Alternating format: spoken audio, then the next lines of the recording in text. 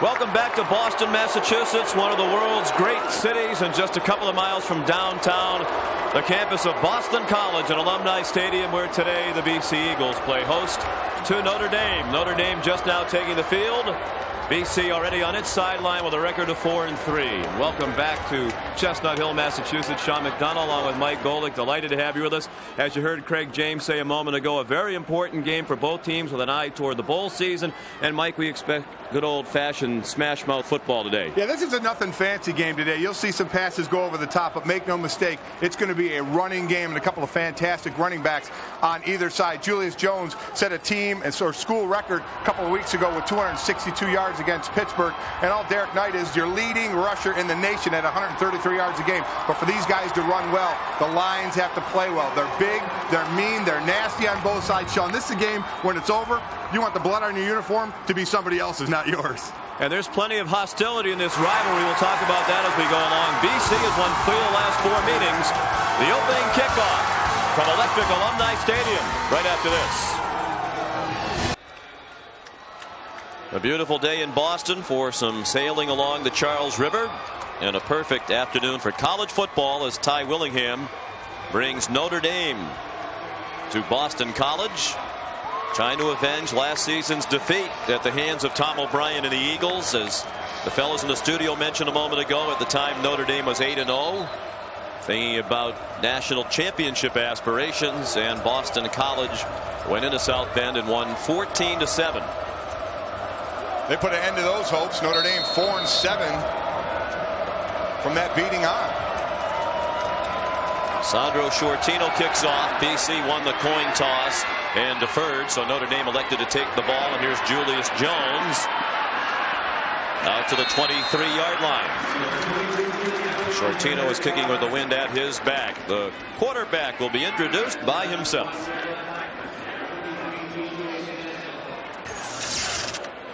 My name is Brady Quinn. I'm a freshman quarterback from Dublin, Ohio. It's a beat, Boston College. We need to make big plays and not turn the ball over on offense.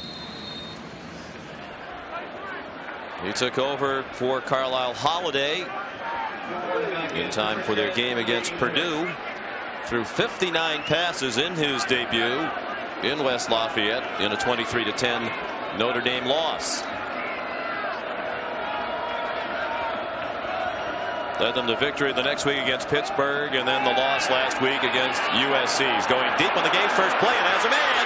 It is caught by Maurice Stovall all the way to the Boston College 28-yard line. Will Blackman made the tackle and saved the touchdown. That's a 50-yard gain on the first play from scrimmage.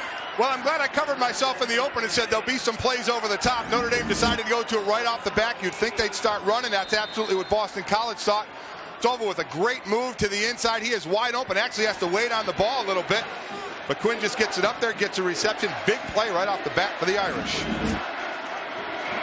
14th catch of the year for Stovall's. Had an up and down year. Was guilty of some drops earlier in the season. There's Julius Jones down to the 20 for a gain of 8. Ryan Glasper made the tackle. Here's the Outback Steakhouse starting lineups for Notre Dame. Powers Neal a blocking back for Jones and for Ryan Grant when he gets in there. Raymond McKnight and Omar Jenkins on the outside. Clark, one of 3 or 4 tight ends we'll see today. And up front, the line of Molinaro, Lavore, Morton, Stevenson, and the true freshman Ryan Harris, 18 years old, from St. Paul, Minnesota. Julius Jones again. Tripped up by the middle linebacker Ray Henderson. Let's take a look at the rest of the Boston College defense. A front 4 of Matthias Kiwanuka, Tom Martin, Doug Goodwin, who's playing with an injured hip, and Philip Metling. Henderson, the middle linebacker. He's a converted quarterback between Brian Flores and Josh Ott. Ott, one of their heroes of their win at Notre Dame last year. And in the secondary, Will Blackman, Ryan Glasper, TJ Stansel, and Jasmine Williams. Glasper stepping in for Paul Cook, who will not start as the result of a neck injury. He might play. On 3rd and short, Brian Flores stops Julius Jones at the 20-yard line, still 2 yards short of the first down. That's a big stop by Boston College after the big play offensively for Notre Dame. Flores, kind of a tweener, not fast enough to be a DB, not really big enough to be a linebacker. kind of just sneaks in there, does a nice job of scooting blocks, and makes a great play, forcing Notre Dame after the big first play to have to go for 3 here. They're without Nicholas Seta again, their excellent place kicker and punter. He's out due to injury, so DJ Fitzpatrick will handle those chores today. Timeout called by Notre Dame. You could see Fitzpatrick looking at the sideline. Apparently some problem, perhaps not enough men on the field. No score, nearly 2.5 minutes in here in Chestnut Hill.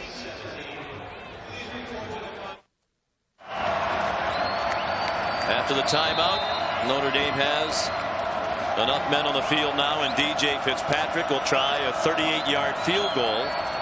Slight breeze in his face from the left hash mark. A knuckleball, but up and good.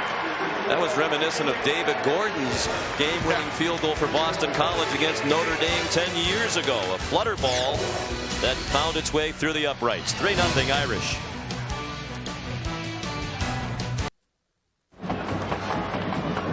Notre Dame scores on its first possession, going 58 yards in 5 plays before being stopped at the Boston College 20. The key play, a 51-yard pass. Brady Quinn to Maurice Stovall, and DJ Fitzpatrick now 3 for 5, picking field goals this year for the Irish. That 38-yarder, the longest of his career for the walk-on from Ranger, Indiana. Will Blackman and Horace Dodd back deep to receive the kickoff from Fitzpatrick. Kicking into the wind, it's short and down to Blackman at the 14-yard line. Some running room along the sideline, and it was Fitzpatrick, the kicker, who forced him out of bounds at the 38. Boston College, coached by Jason Swepson, their quarterbacks, and their quarterback is Quentin Porter.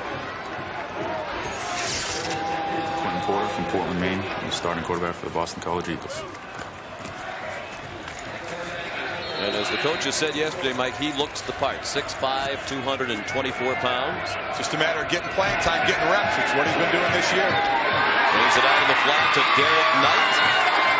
And the senior knocked out of bounds by Dwight Ellick.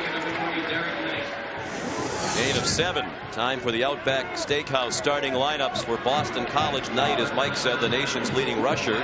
Sean Ryan, an NFL caliber tight end. Hazard and Adams, part of improving wide receiver group. And traditionally, they've had an excellent offensive line here at Boston College. The standout this year is the right guard, Chris Snee. Here's Knight. Bouncing near the 48-yard line and very close to a Boston College first down. Kyle Budensack made the tackle. He's part of the Notre Dame front 4, along with Justin Tuck, Darrell Campbell, and Cedric Hilliard. Hilliard's been battling through a number of injuries this year. The linebackers are Brandon Hoyt with Courtney Watson and Derek Curry. And in the secondary, it's Duff, Burrell, Bible, and Elliott, and a big loss without Glenn Earl back there. They're starting strong safety. Out due to injury. On 3rd down and less than a yard, Derek Knight carried for the first down. Let's check in New York with John Saunders. Sean, in the Taco Bell update, Ohio State struggling with their offense this year, but not on their opening drive against Indiana. Lydell Ross, 6 carries, 67 yards, 11 for the touchdown. Buckeyes on the board first, 7-0. And here it's 3-0 Notre Dame. BC on 1st and 10. The pitch to Derek Knight.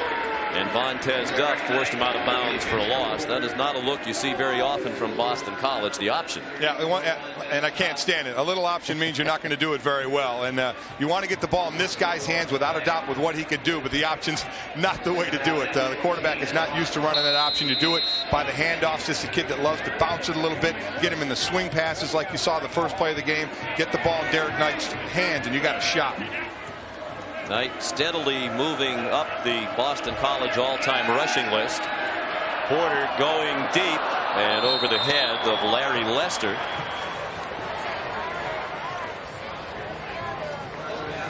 Let's take a look at the BCS standings entering this Saturday of college football action.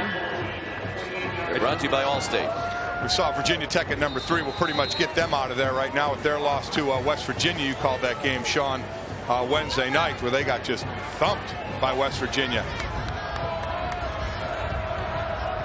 That was ugly for Virginia Tech in just about every way. 3rd down and 14 now. A flag down for a false start. And this has been a season-long problem for BC. The Eagles had 14 penalties in their opening game loss to Wake Forest here at Alumni Stadium, and they've averaged 10 penalties per game for the season, uncharacteristic of a Tom O'Brien football team. We're talking 10 penalties a game, about 77 yards a game, and you know what?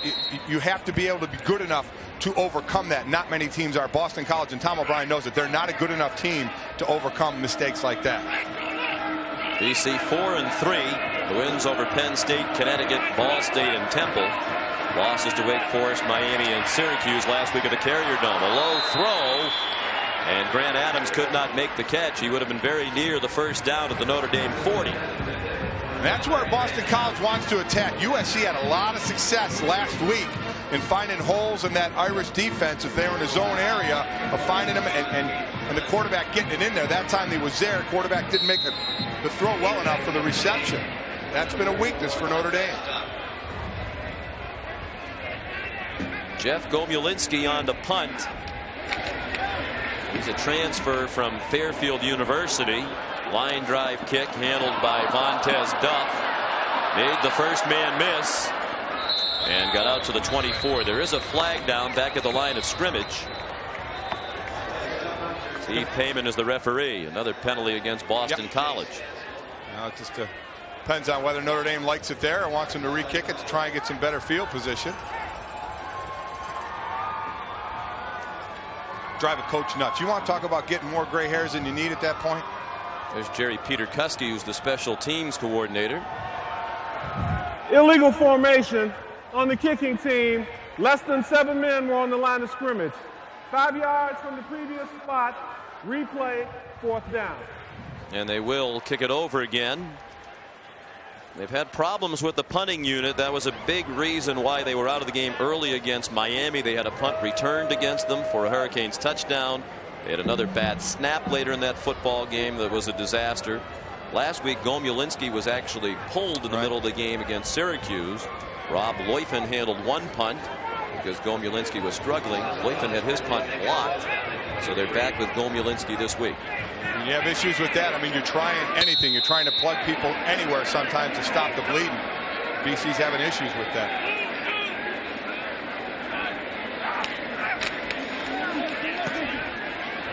A low wobbly punt.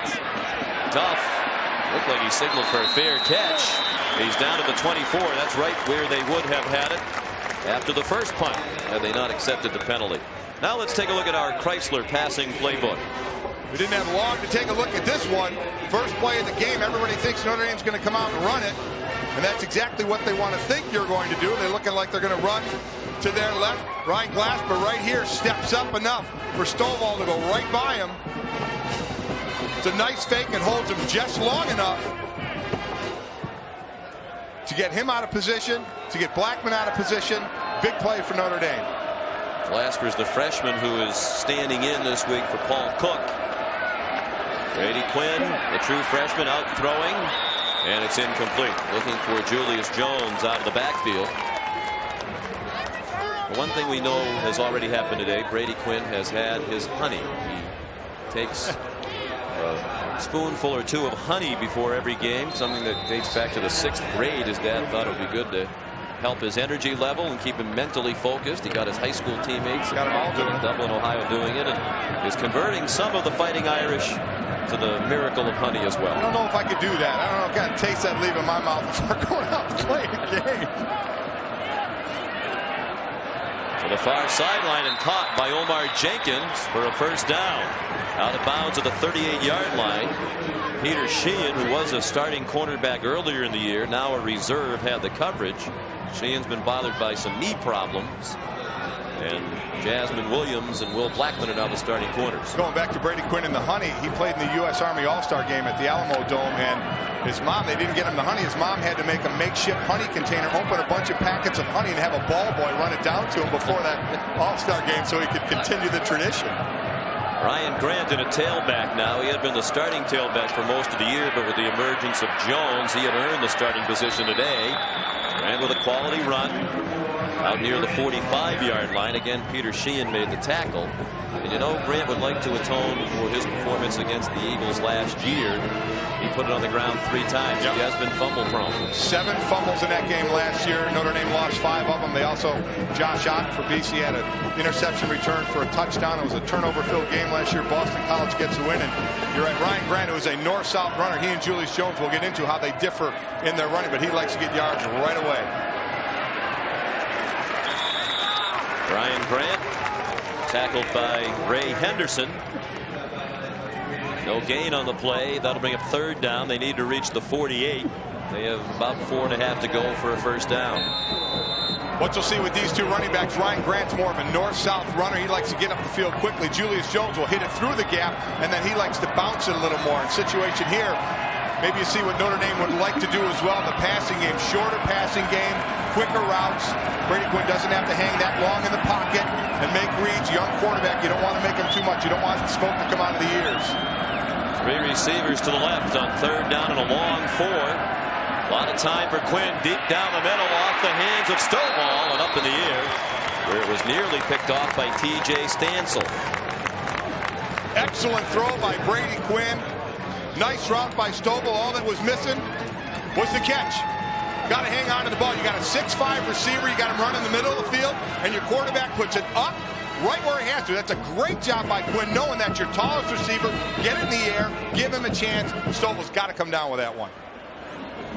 I mentioned a moment ago, Stovall has had problems with drops this year. He's been inconsistent. Daniel Hasselbeck waiting for the punt, and it's a shank off the side of the foot of DJ Fitzpatrick. It rolls out of bounds at the 31-yard line. 9.5 left in the first quarter. A 25-yard punt by Fitzpatrick.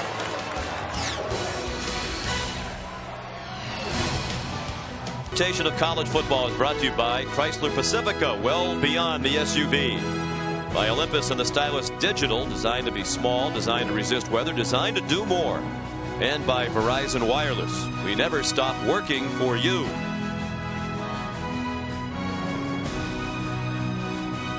Boston Harbor. Off in the distance. What a spectacular day. The New England foliage just beautiful all around Alumni Stadium. Some wonderful shots of this glorious day from the Outback Steakhouse. Limp overhead. Porter has a man wide open on the rollout. It's Dave Cachetta. And the tight end is out of bounds at the 46 with a first down on a gain of 15. Quentin Burrell made the tackle. We're talking about Sean Ryan, their top tight end, and definitely a Sunday guy. Cachetta, just a junior. They like this kid a lot. A nice athlete, good size at about 255. Great play action. You get him open, and Porter does the right thing. You get the ball to him right away. Get in his hands and let him get upfield and make some yards. It's a big man rolling down the field with that ball. 3 wide receivers in the game now for Boston College. Grant Adams went in motion. And the give is to Derek Knight. And he's across midfield for a gain of 5 more. Let's check in again with John Saunders in Times Square Stadium. Well, Pittsburgh was already down 7-0 to Syracuse, so you go to Larry Fitzgerald. Just toss it up. He'll go up and get it. 3 yards in the touchdown catch. 13th consecutive game with at least 1 touchdown reception. That ties him with Charles Rogers, who tied the record or set the record last year with Michigan State. I bet on him breaking it. It's unreal.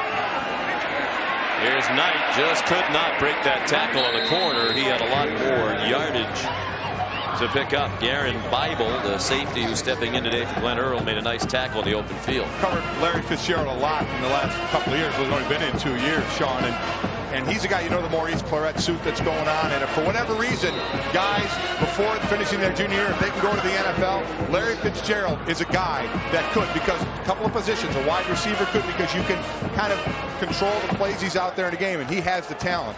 At 6'3", 6'4", about 225, the guy is incredible. The best receiver in college football.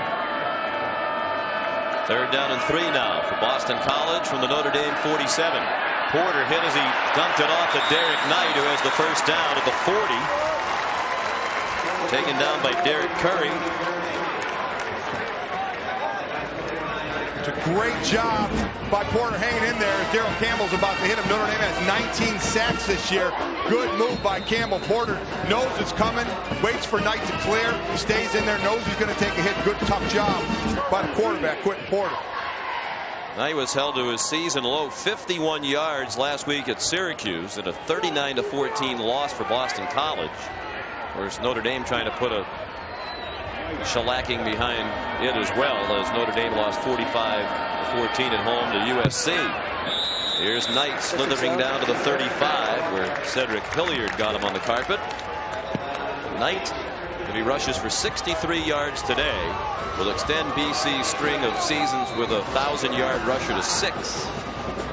That streak dates back to Mike Cloud in 1998. Cedric Washington, William Green, and Derek Knight all rushing for 1,000 yards in the span since. Mike Cloud's going to be here today. He's playing down the road in Foxborough for the Patriots. He's doing a nice job for them. Another good fake by Porter, and that pass is incomplete. He was looking for Dave Cachetta again. He had both tight ends in the pattern there on the far sideline and went for the deeper man, and it was incomplete. Should have gone for the shorter man, Sean. Should have gone for Sean Ryan. He was the guy underneath. He had him there. He had the linebacker running to catch up on that when he goes deeper more where it was double coverage and threw it behind a little bit. Nice job. Good job by Garen Bible with the breakup there. Should have thrown to Ryan, the shorter route runner there.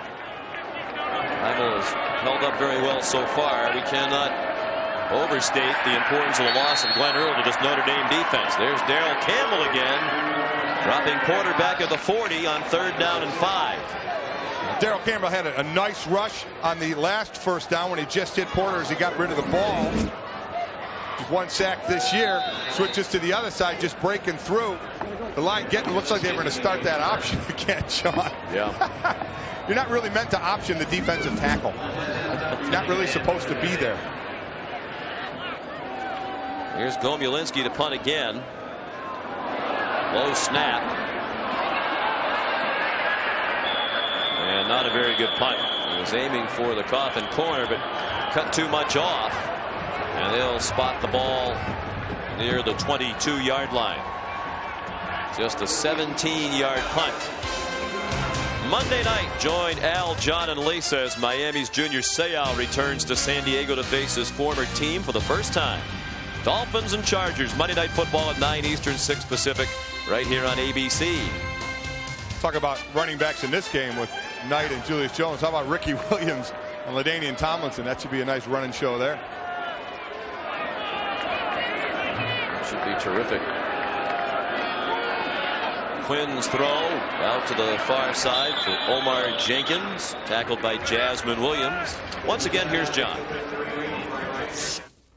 Big turnaround. Iowa has a touchdown called back or nullified because of a penalty. And so Penn State on the very next play, Nathan Chandler is picked off by Yaakov Yisrael, who takes it 83 yards for the touchdown, and Penn State on top 7-0. That's in Iowa City. Iowa's won the last 3 head-to-head with Penn State. On 2nd down, it's Julius Jones, very near the first down marker beyond the 31-yard line. Josh Ott made the tackle. Be just a little short of the first down here. As we look at the game plan a little bit, Sean, in Notre Dame and what they're looking to do, they have the taller receivers. We talked about Stovall at 6'5", Omar Jenkins 6'1". The one thing about Boston College, their defensive backs and cornerbacks are short, and they play a lot of zone, and they'll play back a little bit. Notre Dame should try and take advantage of that with the shorter routes and use the height advantage.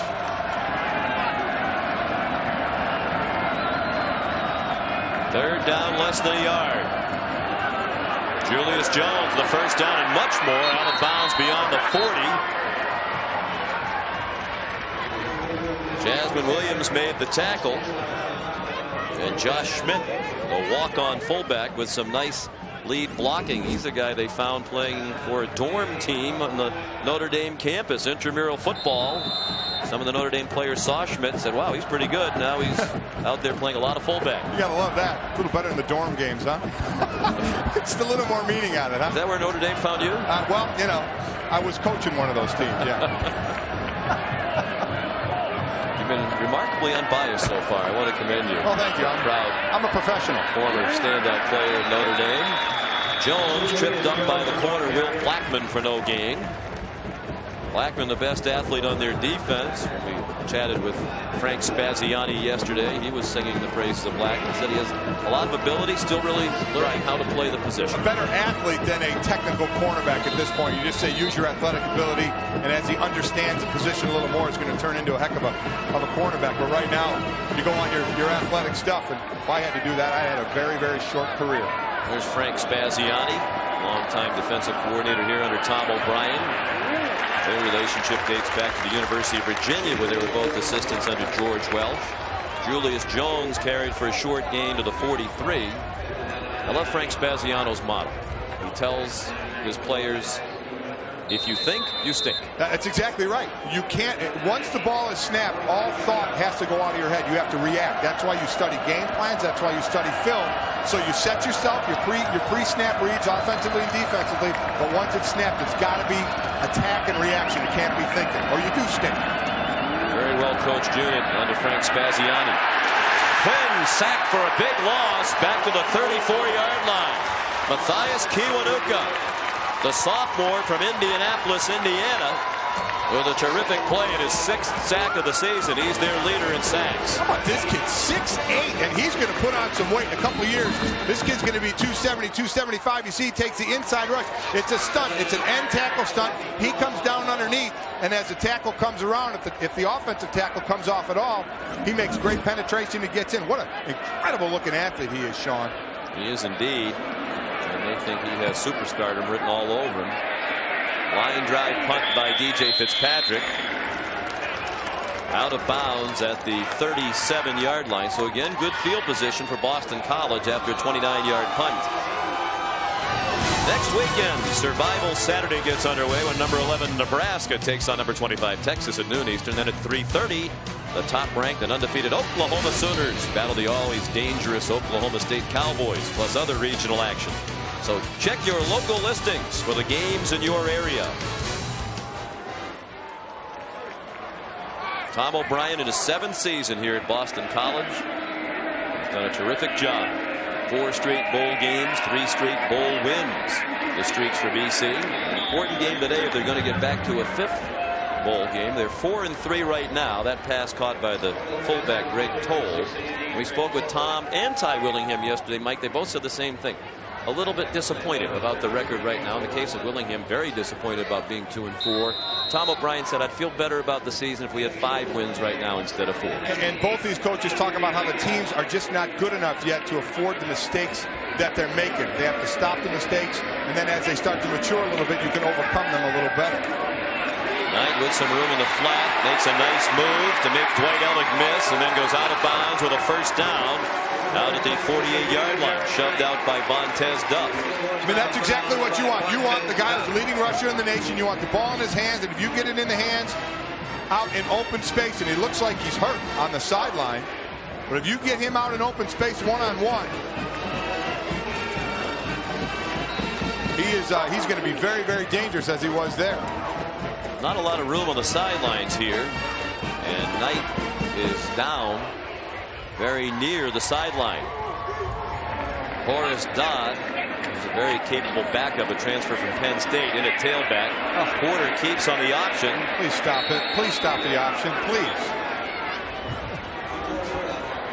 Victor Abiamiri made the tackle, the freshman from Randallstown, Maryland.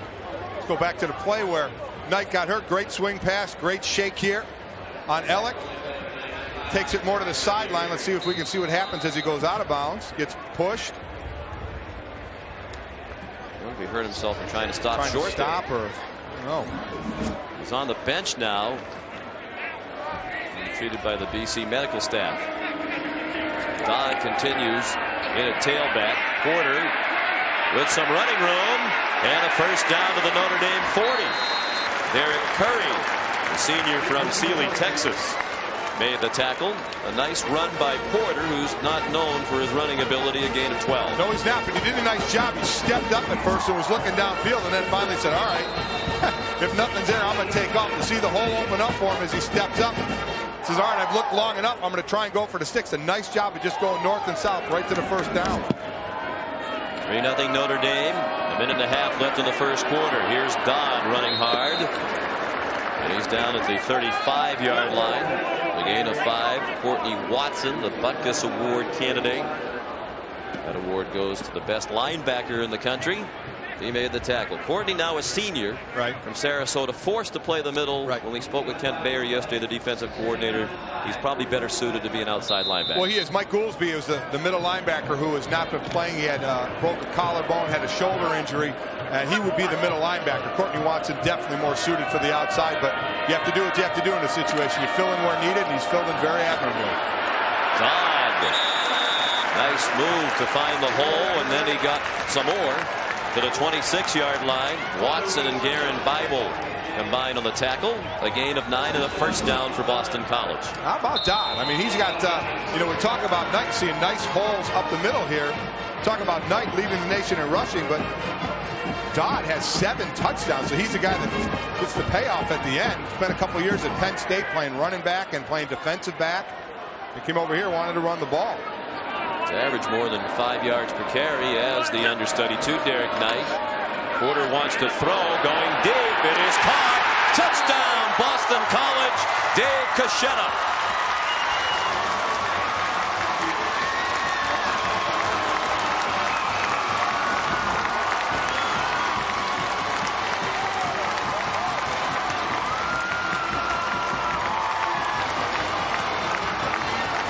The danger you have, Sean, of an offense when you have a tight end that can run the middle of the field. Boston College has a couple, and Sean Ryan and their Dave Cachetta. He gets inside of Garen Bible, and he just boxes him out. 26-yard touchdown pass. 4th touchdown of the season for Cachetta, and the 14th TD pass for Quentin Porter. 7-3 Boston College late in the first quarter.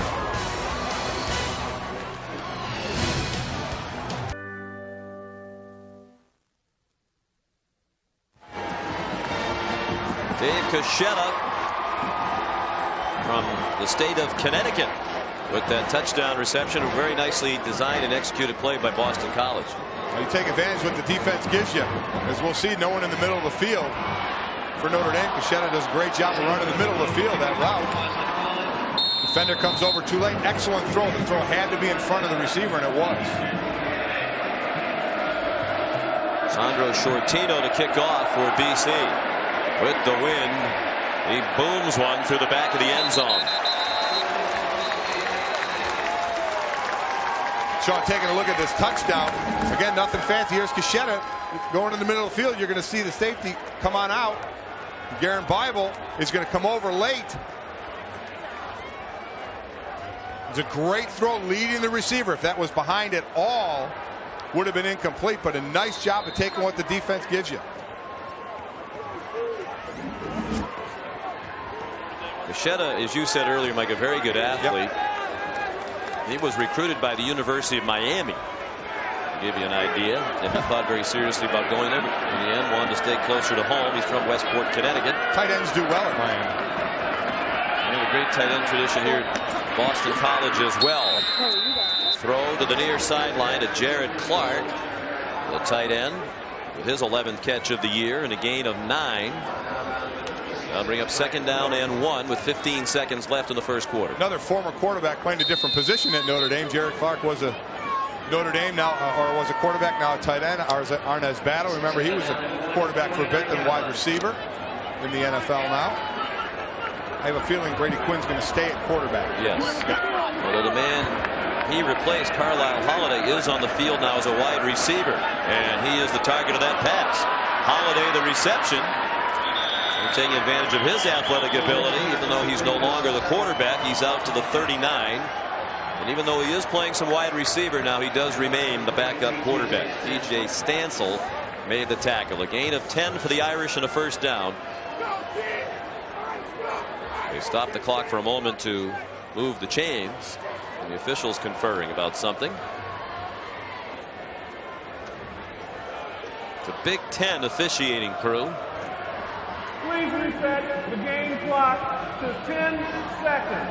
The play started with 15 seconds. Game clock at 10 seconds. As soon as they set the chains, anyway. It should run. And it's formality, as they say, huh? One of those formalities, as they say. Needlessly formal, I think, in that case. Say so, yeah. Start running to the other end of the field. Into the first quarter, Boston College leads Notre Dame 7-3. ABC Sports presentation of college football will return after this message and a word from our ABC stations.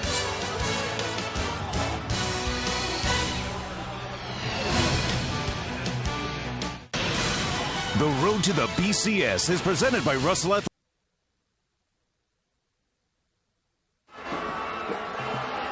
Sean McDonough, Mike Golick back on the campus of Boston College. Every bit as beautiful on the ground as it is from the air. As you look down from the Outback Steakhouse Airship, Bloomin' Onion 1. On first down for Notre Dame, nothing doing for Ryan Grant. Tim Bowman, the defensive tackle, junior from Milton, Massachusetts. Dropped him for a loss of 4. That's the strength of this defense. That defensive line, some big, tough kids up there, but that's what BC gets. BC has a bunch of tough kids, offensive linemen, defensive linemen. These guys, these guys you want to befriend if you see them in the alley. They're going to try and knock you out. Ryan Grant remains the tailback. Brady Quinn and the Irish looking at second down and 14. Here comes Grant with a nice hole. And a run out to the 44-yard line. Pulled down by Ricky Brown, the backup middle linebacker. The sophomore from Cincinnati. Great block by Rashawn Powers-Neal, the fullback. See him coming out to your right here. You see him cleaning up on the corner. Nice job stopping him dead in his tracks. Excellent block on Peter Sheen. Cut in, then break it back to the outside. Get what you can get. A lot of thumping down there, Sean. Everybody's going to get in the action today. This is a physical game. Notre Dame, Boston College are two teams that have a little bit for one another here. Well, it's not a lengthy history. This rivalry dates back to 1975, which was Dan Devine's first game as coach of the Irish.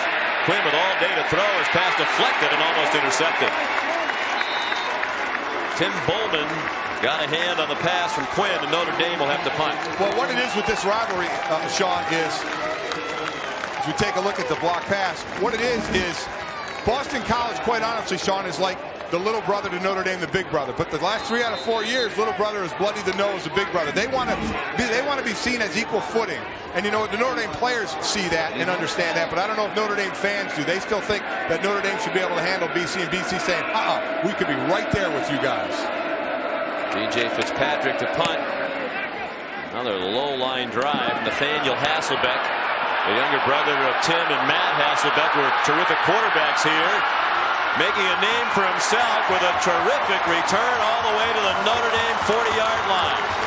A 41-yard run back by Nathaniel Hasselbeck. BC in business in Notre Dame territory, leading by 4. Well, there are two very proud parents, Don and Betsy Hasselbeck.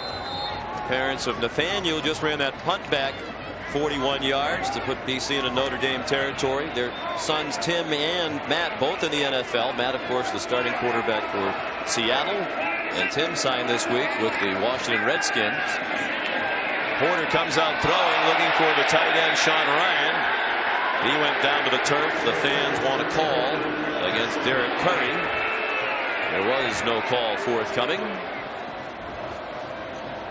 Time for the Aflac trivia question. Aside from football, in what other sport did Mike Golick letter while at Notre Dame? I know the answer. I bet you do. I know the answer. I do too, because I cheated. I didn't know you were a good badminton player, but well, congratulations. It's big sport in Cleveland. Morris Dodd, the running back, and he's to the 35. Derek Knight has had his left ankle taped on the Boston College sideline. They tell us it is a left ankle sprain, and his status as far as returning is concerned is unknown. Well, that would hurt him. That'd be the guy they need on the field. Again, he came in. He's had 3 receptions already today, swinging it out to him a couple of times. Tough injury to have, though, for a running back, have a bad ankle. Now the shotgun on 3rd down. Porter runs again and got very near the first down. Looks to be about a half yard short. As you can see, they're going to mark him back outside the 30. And the crowd wants Coach O'Brien to go for it. And there's no hesitation. He will go for it. It would be a long field goal into a pretty good breeze. And that's a quarterback draw all the way. Saw Porter run it a little earlier in the first quarter, run it good ways for the first down. He's certainly not really known for that, but at 225, he can go forward if you need him to. 4th down and 1. And it's Dodd driving for the first down. The Irish defense made contact with him behind the line of scrimmage, but Watson and Lionel Bolin could not knock him down behind the line or before the first down marker. 1st and 10 BC at the 28. Well, number 92, Kyle Budzak up at the top. You're going to see him get a shot first coming down. See, he comes down. He's got a shot. He's got to flatten out down that line. He doesn't get, then Bolton has to hang on and get a ride. Lionel Bolin gets dragged. They had him stopped.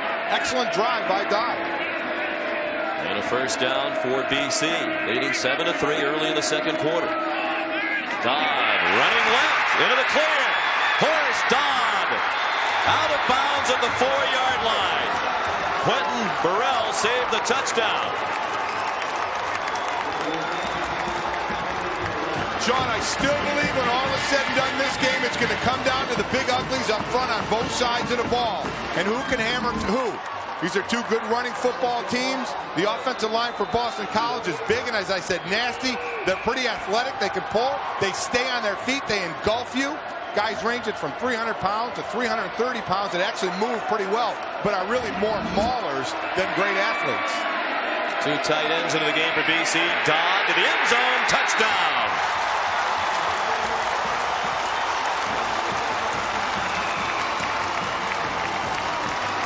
A 4-yard run for Horace Dodd, the senior from Hamden, Connecticut, his 8th touchdown of the season. And the Eagles lead 13-3 with the extra point to come. Bit of a statement there, drive for Boston College, Sean. Running the ball, hammer it with those big linemen. Dodd getting it in the end zone, getting Notre Dame's defense back on their heels a little bit. And the extra point up and good from Sandro Shortino. 11:21 remaining until halftime. BC leads Notre Dame 14-3. ABC Sports presentation of college football is brought to you by Cadillac. Bold vehicles defying convention. By Pacific Life, offering insurance, annuities, and investments. And by Coca-Cola. Let's make it real. Well, this rivalry is very real for Boston College. Most BC folks believe Notre Dame is their biggest rival. Yes. But when you're at Notre Dame, you have USC, you have Michigan, you have a number of other traditional opponents. So some believe there's a lot more emotion on the BC side for this game than there is on the Notre Dame side. And certainly Tom likes to use that to his advantage if he can, to pump up his players a little more. He says, hey, you know, they think these other schools, USC and Michigan, are more of a rival than we are. And again, it hasn't been as long as those rivalries has been, but BC has certainly in the last few years made a statement that said we belong right there with you. Line drive kickoff by Sandro Shortino going into the wind, and it goes out of bounds. So it'll be excellent field position with which to begin this drive for Notre Dame. Well, if 30 yards from the spot of the kick, first down. BC did not have the full attention of the Irish in the past, you would think by now they would. 3 wins for BC in the last 4. A couple of times in '93 and again last year. BC went to South Bend and beat Irish teams with thoughts about a national championship. From the coaches and players, administration standpoint, absolutely they have their attention. Again, it's always a physical game, but I still don't think you can get past the Notre Dame fans who just don't think it should be that big of a rivalry, but it's getting there. Julius Jones, the ball carrier, and a nice run out to the 43. Of course, last year, other subplots. Notre Dame at 8-0 for some reason decided to come out in the green jerseys. Yeah. The BC players took that as an insult. They said it was a slap in their face, they thought. Now, if you want to use that as motivation, fine. And, after the ball snapped, who really knows? I saw the green jerseys. I was part of a green jersey game, and I saw the green jerseys come out. And quite honestly, my reaction was, oh, no, please don't do this. You wonder why that game. Yeah. Ty Willingham admitted when we chatted with him yesterday, it didn't work, so it was a mistake. Right. Julius Jones tripped up by Peter Sheehan. Then after the game when BC won, they ripped up clumps of the turf to bring back here to Boston College. It was a memorable game. Notre Dame had the edge in play for most of that meeting last year in South Bend. They came in ranked number 4 and 8-0, taking the field in the green jerseys.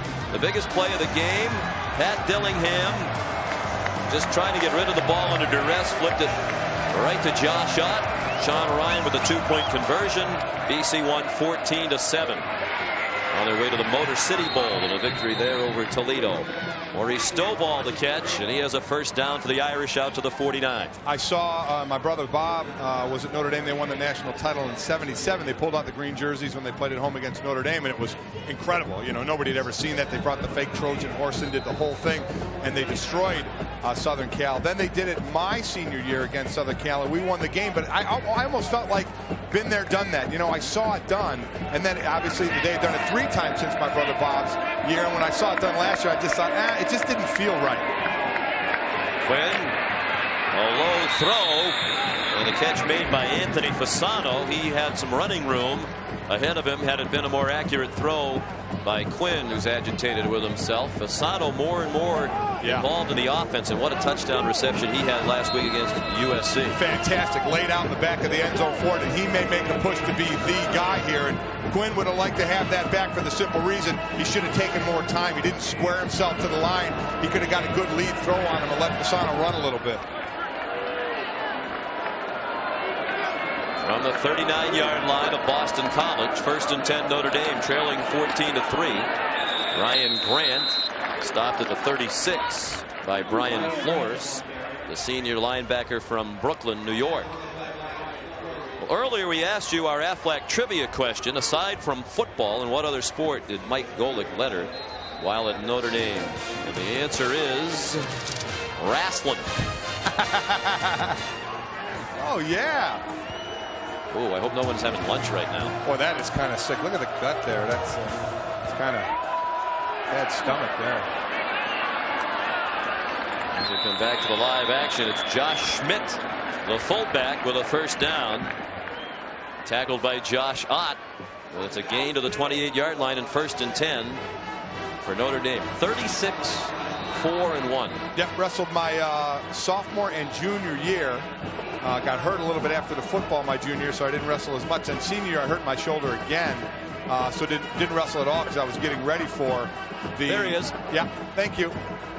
I don't know if I have the gut I had back then, but where are all those donuts? What a great sport, though. Football players that wrestle, I really think it gives them a nice advantage on leverage and how they're playing their man. Quinn throws. Sean Powers, Neal wide open. He's doing a good job now dumping the ball off the fullbacks and tight ends. Peter Sheehan made the tackle, but the Irish impressively on the move, taking advantage of the excellent field position to start, their best field position in 5 possessions today. Doesn't it seem one of 2 ways, Sean, right now in either college and the NFL with the fullback? You either have a blocking fullback, someone who wants to lay out a linebacker, or a receiver, one that can block a little bit. But when you use a fullback as a receiver, it's a huge weapon because they get lost in the defense an awful lot. Ryan Grant, the tailback, he takes the handoff. Got away from Tim Bowman, but then gets stacked up for a loss. Back at the 16. A loss of 3. Here's John. Nathan Chandler having a pretty good day for Iowa against Penn State. He's going to go to Ramon Ochoa here. Touchdown from just 4 yards out. They missed their first point after, went for a 2, this time missed that as well. So it's a 12-7 lead. A lot of times early, Mike, when a team misses the point, they keep chasing it by going for two, and they cause themselves more problems. Sometimes you dig yourself a bigger hole for it. Yeah. Iowa team has an injury bug hitting them a little bit. Really got to rely on Fred Russell, the running back. 2nd down and 13. On the delay, it's Grant through the hole. Then he slipped down inside the 10 at the 9. That'll be a 3rd down and 6. You don't see very many artificial turf fields of this type anymore. And fortunately, you won't see this one here at Boston College next season. They are going to the field turf, which is so prevalent now around the country. But Tom O'Brien said this field cost them about 1 or 2 recruits a year who just don't want to play on this rock-hard AstroTurf. And I'm sorry, it cost your players with injuries as well. I played on probably the worst turf ever at Vet Stadium in Philadelphia, and thank God they're finally going to blow that up. I want to push the plunger when they do that. But this stuff should be gone. There's too much good. That field turf, turf tech, the fake grass out there is good stuff. They need to get rid of all this AstroTurf. Timeout Notre Dame. The play clock was running out on the Irish. Here's your ball game, folks, as Flutie takes the snap. He drops straight back, has some time. Now scrambles away from one hit. Looks, uncorks a deep one for the end zone. Phelan is down there. Oh, he got it! Did he get it? He got it! Touchdown! Touchdown! Touchdown! Pick your all-time Pontiac high-performance play at ESPN.com/Pontiac. You can also enter for a chance to win a new Bonneville GXP and Tostitos Fiesta Bowl tickets with VIP access. Oh, my goodness! What a play! 6:44 until halftime, and coming up on the Capital One halftime show, John, Terry, and Craig will have the highlights and analysis. Plus, Terry and Craig hit the streets to find out what the people of New York know about the BCS. That's all coming up on the Capital One halftime show. That should be interesting. What the people of New York think of the BCS.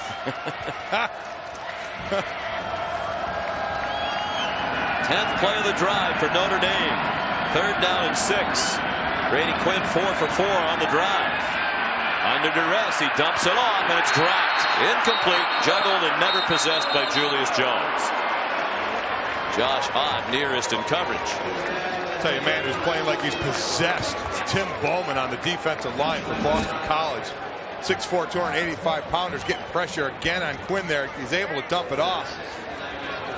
Jones not able to hang on to the ball. A lot of emotion down there on the field. Good job, good stop by Boston College, but a nice drive by Notre Dame as long as they can finish it off with some points here. Here's DJ Fitzpatrick, who connected from 38. The only Notre Dame point so far. This is a 27-yard field goal, again from the left hash mark. And right down the middle again. Fitzpatrick continues as a more than adequate replacement for Nicholas Senna. And the Irish are within 8.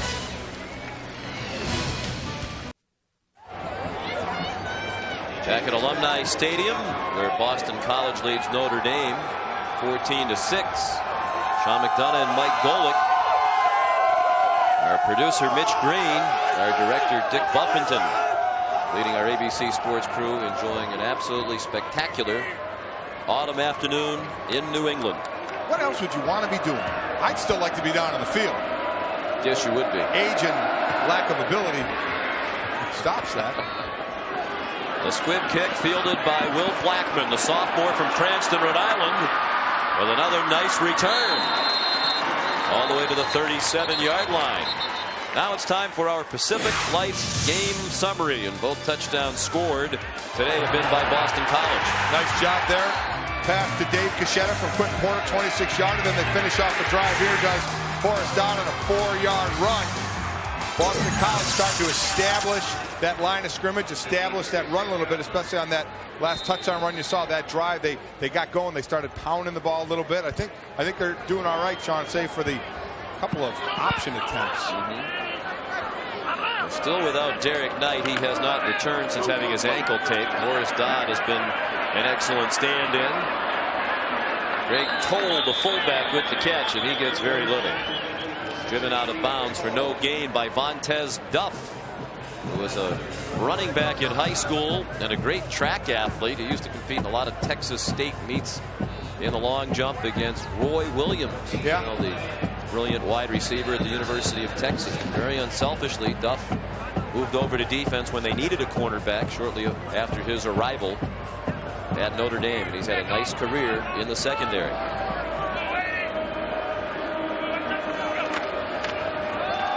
Here's Horace Dodd out to the 43.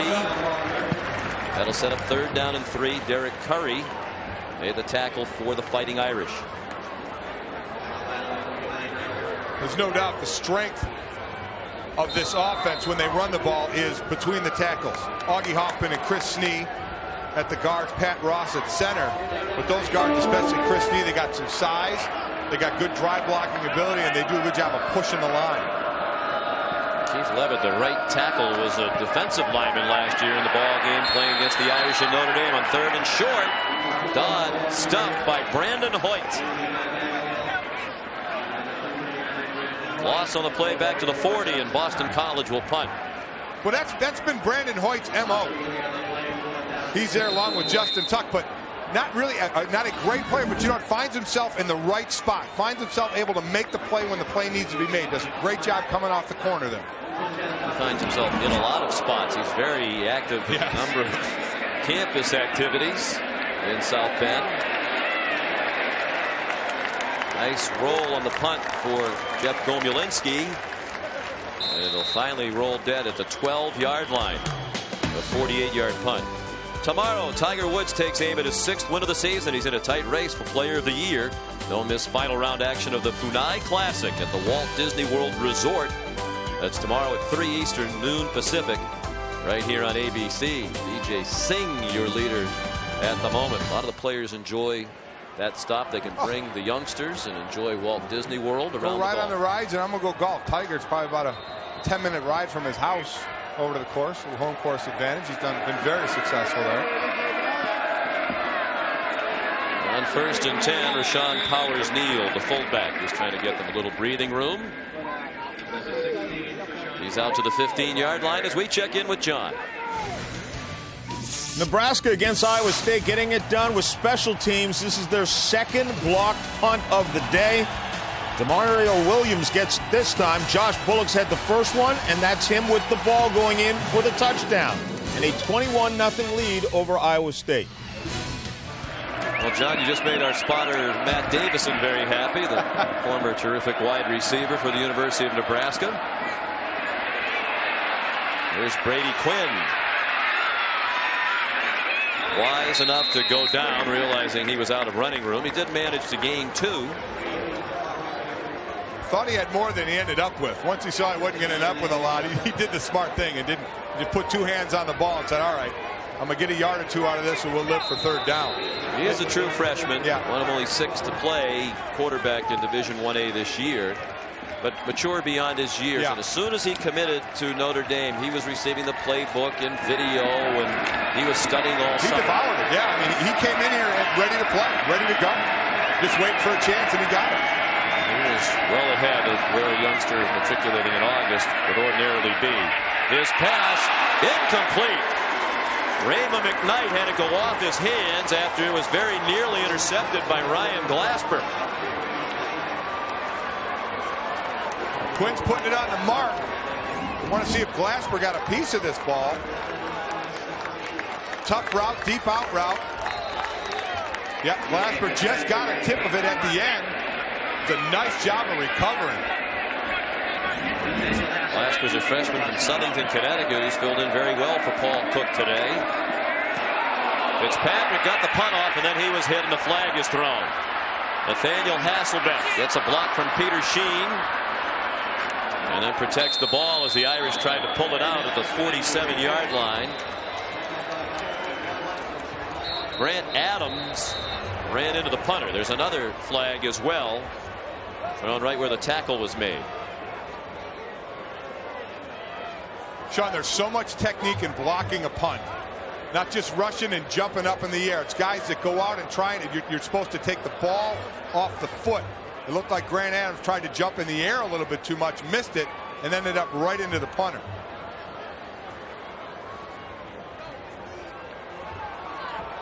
And it's a personal foul, so it's the 15-yard variety. There's also a personal foul against Notre Dame at the end of the play. Here's the roughing again. There's running into and roughing. This is going to be roughing. You see, it's going to come up the gut. He jumps high, a little higher in the air, misses it. Here's the second. Jared Clark, number 1 for Notre Dame, taking a shot at someone from behind. That's just dumb. Yeah, shot in the head as well. That's when the ball carrier had already been tackled. Yeah, not a smart play. You're not going to get away with that stuff. It's going to be Notre Dame's ball because I believe it happened after the play. On the defense, after the play was over, dead ball, personal foul on the offense.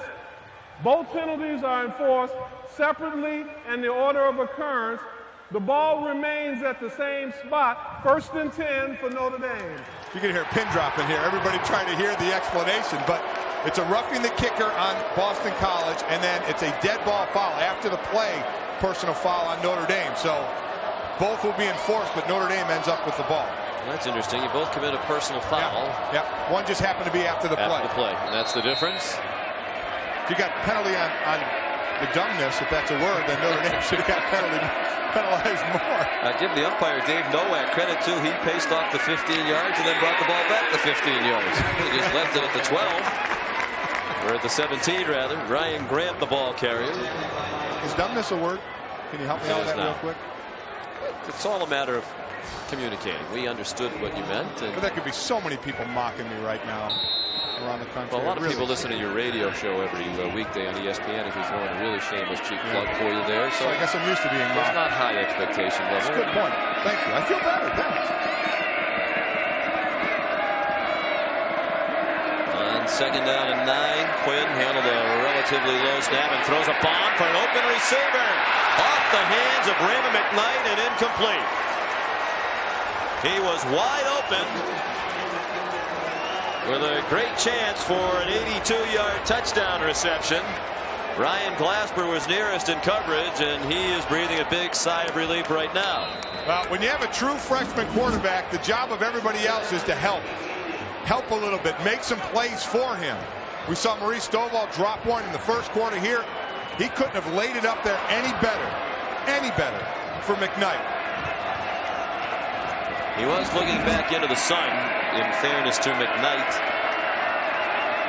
who grew up dreaming about being a basketball player at UCLA. Here comes a blitz, and Quinn throws it away. No Irish receiver in the vicinity. Ray Henderson, the middle linebacker, came on a blitz, and Notre Dame will have to punt with 2:21 left in the half. Good blitz by Henderson, clean up the middle. Quinn does a nice job actually scooting it, but has got nobody to throw to. Good stop by BC, but Notre Dame certainly helped them there with a drop ball. And again, we don't know if the sun interfered with that or not. DJ Fitzpatrick on the punt. He's been punting with the wind in this quarter. Hasn't been able to get them high enough to take advantage. And there's another low line drive. There goes out of bounds short of midfield. They'll spot it at the 47-yard line of Notre Dame. Tomorrow at 8, 7 Central on a new 10-8 for this rookie and his training officer. Every day is training day. 10-8, officers on duty, part of Sunday's Best. ABC tomorrow at 8, 7 Central. Love the one where in that show, the guy they're trying to arrest is on the roof, and the rookie tells him to come down here right now. So he jumps. He does. That would have been nice if you told him to use the steps. Just the 29-yard punt. So good field position and plenty of time for Quentin Porter and the Eagles offense. 2:11 remaining. And all 3 timeouts left for Boston College. And Derek Knight is back on the field now for the first time since turning his ankle. Porter, nice pass to Sean Ryan, the tight end. Then he's stripped and is picked up by Vontez Duck. Derek Curry knocked it out. It hit the carpet, and then on the bounce, Vontez Duck recovered. And Notre Dame will take over at the 22-yard line. First, great execution by Boston College. You want to get this tight end manned up on a linebacker. That's exactly what happened. Porter, great job laying it over the top. Curry is beat, so as you're trying to drag him down, that's exactly what you should try and do. Hang on to him. You look at that left arm punch right on the ball, knocks it out. Excellent job. Excellent execution on both sides. First with the completion, and then a nice punch by Curry after getting beat. So Notre Dame takes over with 2:02 left. That's the first turnover in the game for either team.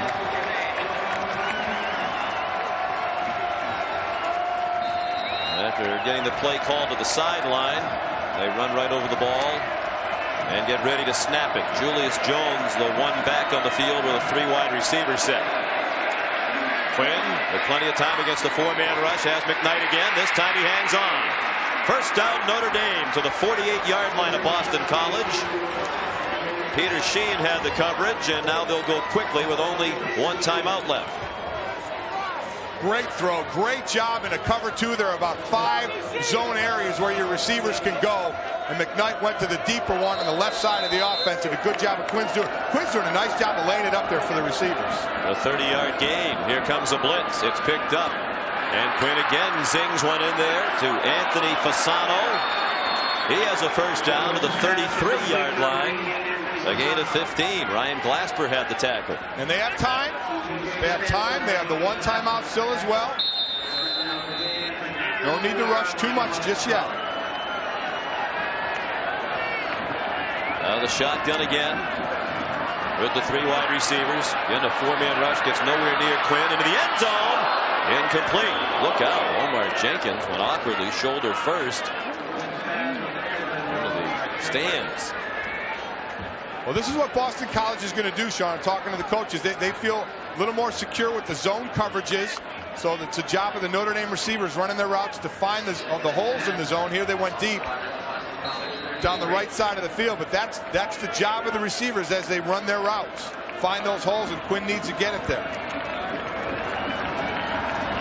Not a lot of blazing speed around that defense. They have to play a lot of zone under Frank Spaziani. Trouble with the snap for Quinn, and finally he was able to fall on it. Had trouble picking up the ball for a moment. It almost squirted it out of his hands again.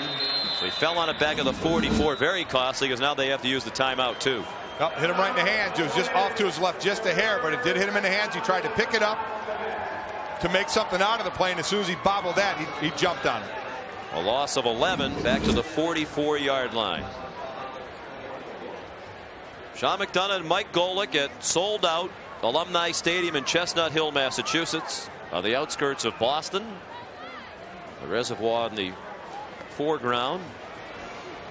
Popular jogging trail around that reservoir. Oh yeah, I'll be out there doing that a little later. Yeah, we know. Yeah. You'll have a better chance of being at the Outback Steakhouse. Their airship Bloomin' Onion 1 is overhead. The Outback Steakhouse airship specializes in college football and PGA golf coverage. Look for the Bloomin' Onion at sporting events throughout 2003. Maybe I'll jog to the Outback. How about that? I think that'd be a very good idea. Yeah. What Notre Dame needs to do here on 3rd down is get the ball downfield enough to get in field goal range. Now they may try and take a shot over the top, but certainly BC's going to be waiting for that. You're going to try and get points out of this. You got to get it down far enough to get a decent field goal here. They do have a pretty brisk wind at their back, and you lose about what 10 to, we found about 10 to 12 yards between Nick Setta, who is the normal place kicker who's been injured, and DJ Fitzpatrick. Yeah, we asked Ty Willingham that yesterday. He said he'd be less likely to go for long field goals with Fitzpatrick. Setta has the stronger leg. Quinn about to get hammered as he throws it up for grabs. Incomplete. Looking for Maurice Stovall. Peter Sheen had coverage along with Ryan Glasper, and about 3 Eagles laid a hat on Quinn as he wound up to throw it. I disagree with the call. I think when you have the wind at your back, I know you're not sure of the strength of your kicker's leg, but you do have the wind at your back. Try and get yourself 10 or 15 yards, get somewhat field goal range, and see if the wind can help out the kick it off. They went for all the marbles, but BC was in great position for it. Now Fitzpatrick will punt. Got that one up in the air, but it bounces into the end zone. We'll return for the final minute of the first half right after this. Notre Dame has always held a very special place in my heart. Since its founding in 1842, the university has been committed to social service, justice, and peace. Today, without diluting these cherished values, it stands as one of the highest-ranked academic institutions in the country, indeed the world. Service, social justice, moral values. I'm Martin Sheen, and this is Notre Dame.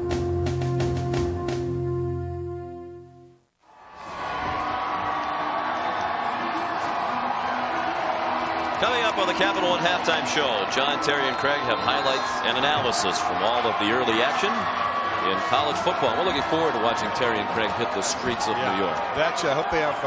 Think they'll have security with them. Think they'll need it. I'll tell you what, we needed it getting out of Morgantown the other day. How about it? There's Derek Knight out to the 29. BC looks content to take this 8-point lead to the locker room. They do have all 3 timeouts, 45 seconds left. They are going into a pretty stiff breeze, and there's no hurry. What that play was is to see how much you got out of it. If you got a big chunk of change out of it, then I think they would have thought about something else. But now they'll just be content with running it down. Eamon Perkins in at fullback, leading the way for Knight. Some of the fans groan. They want the hammer thrown down.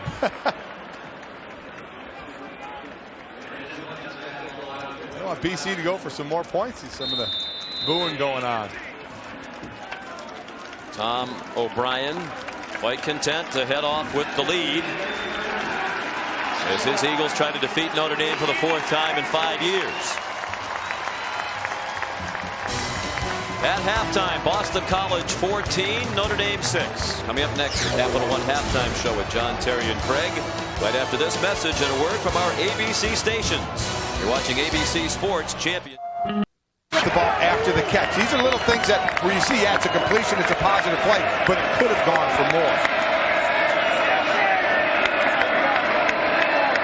Brady Quinn, the true freshman, will go out of the shotgun.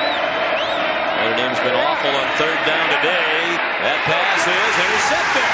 Tipped up in the air and then picked off by Ryan Glassberg. The freshman with his first career interception.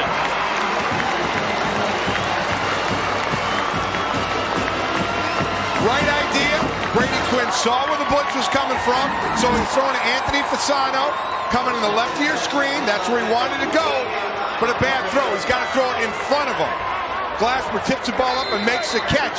Again, the right read, but the poor execution. There's a first turnover for Notre Dame. Derek Knight can't get out of the backfield. Nice play by Brandon Hoyt, the outside linebacker, to drop Knight for a loss back to the 47-yard line.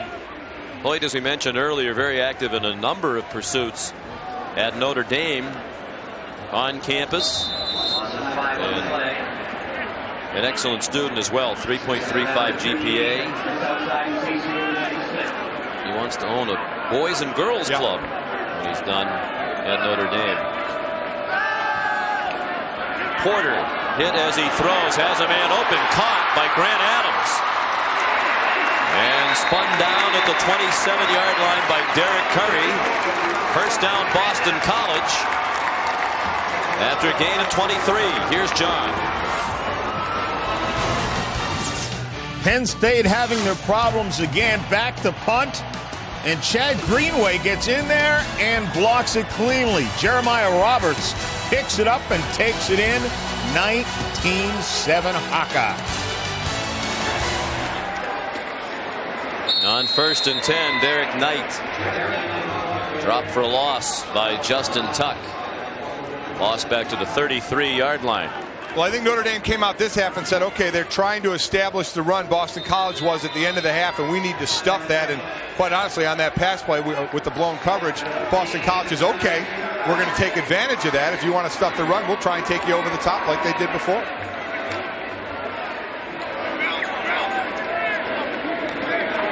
Under 11 minutes left in the 3rd quarter. 2nd down and 15. Porter throwing deep again for Adams, and he has it. Nice catch with the defender right in front of him. Dwight Ellick appeared to have fairly tight coverage, but a perfect throw by Porter, and a nice catch by Adams, the junior from Glen Rock, New Jersey, along the sideline. One of the hardest throws on the field, the deep out route. You got to take it over the outside shoulder of the receiver and lay it in there. That's exactly where Porter does it. Ellick finds himself in a catch-up position the entire time, gets a late jump on the ball, but that was all about Quentin Porter and the throw. And now a timeout called. Timeout called by Boston College. They're looking for more, already up by 8. Point here at Boston College. They've had a nice mix of the run and pass today. Effective play calling on this drive has Boston College at the Notre Dame 10. First down after a BC timeout. Porter with a blitz coming. Lofts it up for Knight, and it's broken up. Brandon Hoyt was with him step for step. This is a chess match today, Mike, between old pals. Dana Bible coached under Ty Willingham at Stanford and on the same staff with Kent Bayer, who's now the defensive coordinator at Notre Dame, and he followed Ty to South Bend, and they are the best of friends, Kent Bayer and Dana Bible. Makes it an interesting chess match once you get to the game. These two know each other so well. Kent Bayer told us yesterday Coach Bible is one of his closest friends. Here's Knight sneaking up the middle to the 6-yard line. Of course, before the game, the two old pals had a chance to renew their acquaintance. I doubt it was a trivia contest. Kent Bayer said Dana Bible has the best mind for trivia, particularly music trivia. So if you play anything, he'll tell you who sang it, the year it came out. Kent Bayer started his coaching career in the military over in Japan. Still goes back every year to do clinics, brings players and coaches over to Japan to work with Japanese players, and Dana Bible and his wife have made that trip with the Bayers. Porter is sacked back at the 13-yard line. On third down and goal, Courtney Watson, the linebacker, with a very big sack for Notre Dame. Huge sack, and the reason for it is the secondary. Nobody to throw it to at all in the defensive backfield. See, Porter's looking. Everybody covered, man on man. That's too much time. Either dump it or take the sack like he did. You're still in position to score. Good coverage sack. Big field goal attempt. This would make it a 2-score game. Sandro Shortino up and good from 30 yards. Out of the hold of Mike Fossil, who is the son of New York Giants coach Jim Fossil. 17-6, Boston College in the third. ABC Sports presentation of college football brought to you by Chevy Silverado. It's the right truck. By Outback Steakhouse. No rules, just right. And by Dr. Pepper and your local Dr. Pepper bottler. Be you. Nothing's better. Dr. Pepper.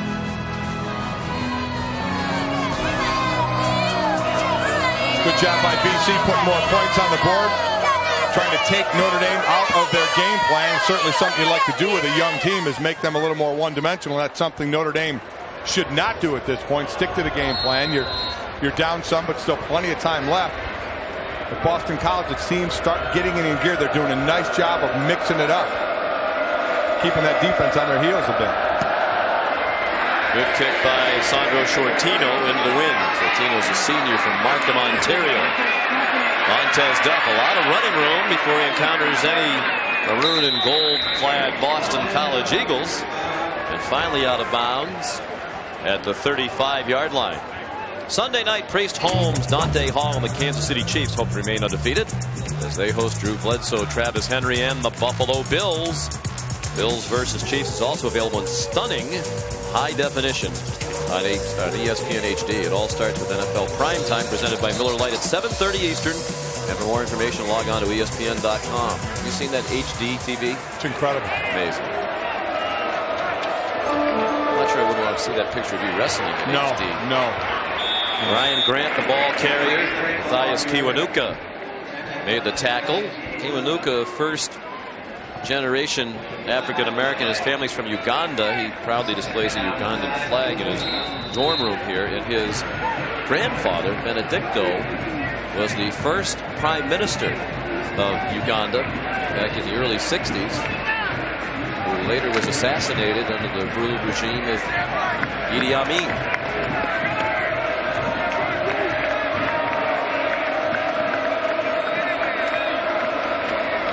On the ground, it's Grant. Has running room outside. And closing quickly to make a very nice tackle was Will Blackman. It looked like Grant would get the first down yardage and more with ease, but Blackman used his great speed to stop Grant about a yard short of the first down mark. First, a nice job of Grant getting to the outside with some nice blocking, but boy, you're right, Blackman. Oh, he just came up and said, that's stopping somebody in their tracks. I mean, he was right by the first down stick, and he knows that was a big hit. They have Notre Dame in a pretty crucial 3rd and 1. Again, Notre Dame just 9 points in the 3rd quarter all year. Now they have to call a timeout. Something that can't afford to do those things.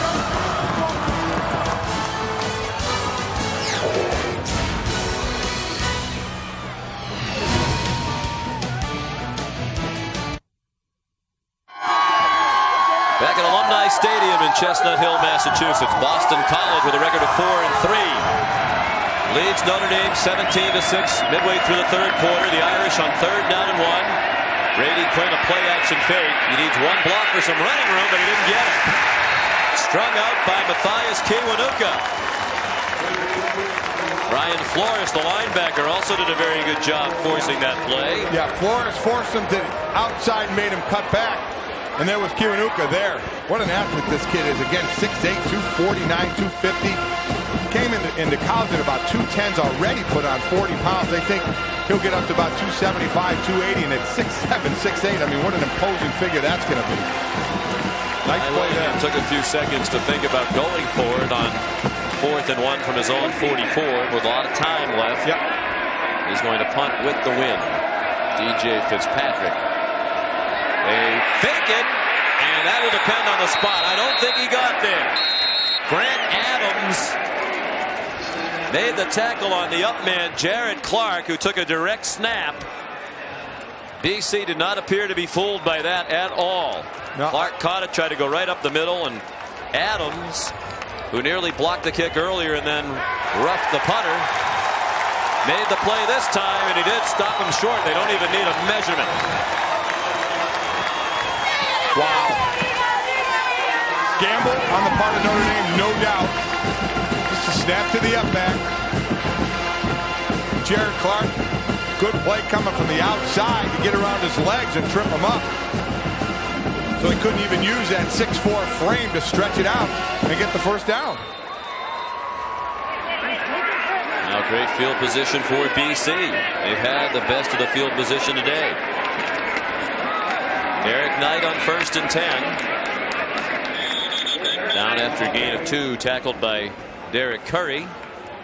We talked with Dana Bible yesterday about Derek Knight and a possible future in the NFL. He said absolutely yes. He is short, but very strong, very powerfully built, particularly in the lower body, and a guy who consistently makes plays against quality competition. Going to be a feature back, I don't know, as Jeremy Trueblood, offensive lineman, goes off the field for Boston College.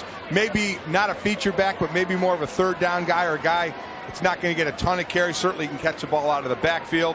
But at 5'9", about 205, he's like a well-built Weeble. Because he doesn't go down very easily when he gets hit. Very strong legs. But I don't know if he'll be able to would carry the full load in the NFL package, 25, 30 carries a game, but certainly could be a nice compliment back. He is the nation's leading rusher. Held to 51 last week by Syracuse. Brought that average down to 133 and change per game. He rushed for just 22 yards today. Missed considerable time in the first half with an injured ankle. Porter.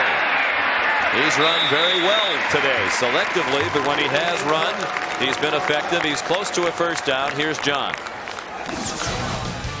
Ohio State, no offensive problems today against Indiana. Craig Krenzel, little toss to Chris Gamble, who goes 21 yards, gets it down to about the 2-yard line. From there, Lydell Ross takes it in, his 3rd touchdown rushing of the day, and a 28-0 lead for the Buckeyes.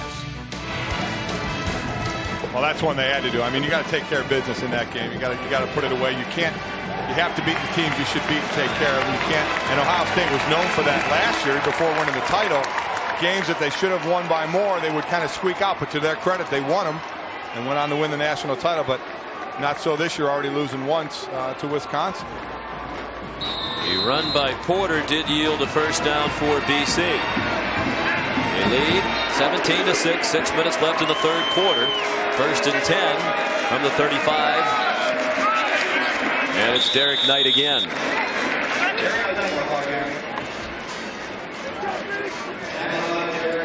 Time permitting, stay tuned for the Thrifty Car Rental postgame report featuring scores and highlights from across the country.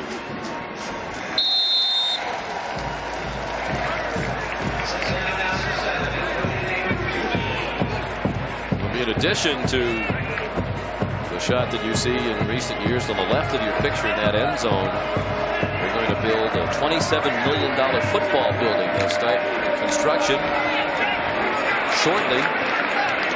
And we'll have state-of-the-art facilities, coaching offices, locker rooms, weight rooms, academic facilities.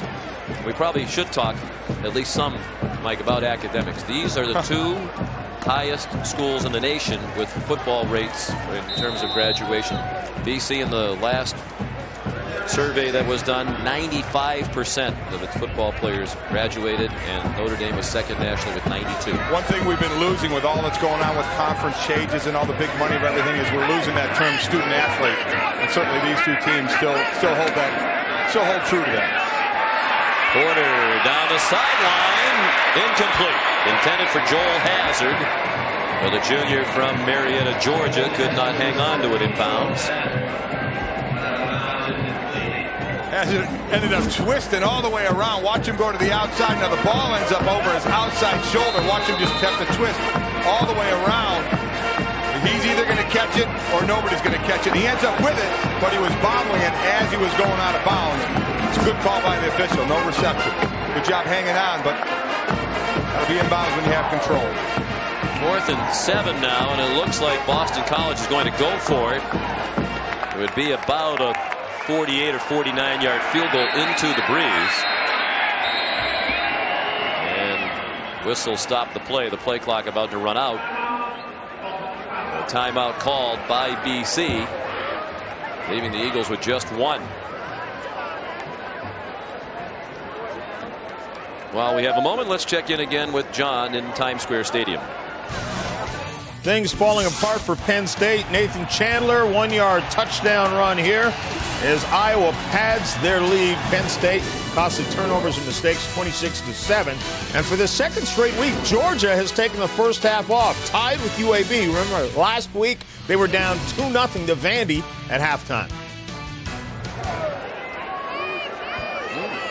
Interesting with that one, Sean, if Penn State were to lose that game and a little later on ABC, Wake Forest at Florida State, if Bobby Bowden were to win that game, Bobby Bowden would pass Joe Paterno. At this point, as the winningest Division 1A coach, they're tied right now at 338. And the way those two programs are going, it's just a matter of time. That's anyway. Exactly right. The great views today from Chestnut Hill being provided by the Outback Steakhouse Airship, the Bloomin' Onion 1, captained by Mitch Johnson. He's at the controls of the Bloomin' Onion high above Alumni Stadium. Could not ask for a nicer day to be up there. I think they have some of the food up in that building. Can I head up there? I'm sorry. You didn't have enough at halftime? I thought you were storing up for the winner the way you went after the spread at halftime. On 4th and 7, a blitz. And the pass is caught by Grant Adams. Inside the 5 and down at the 3-yard line.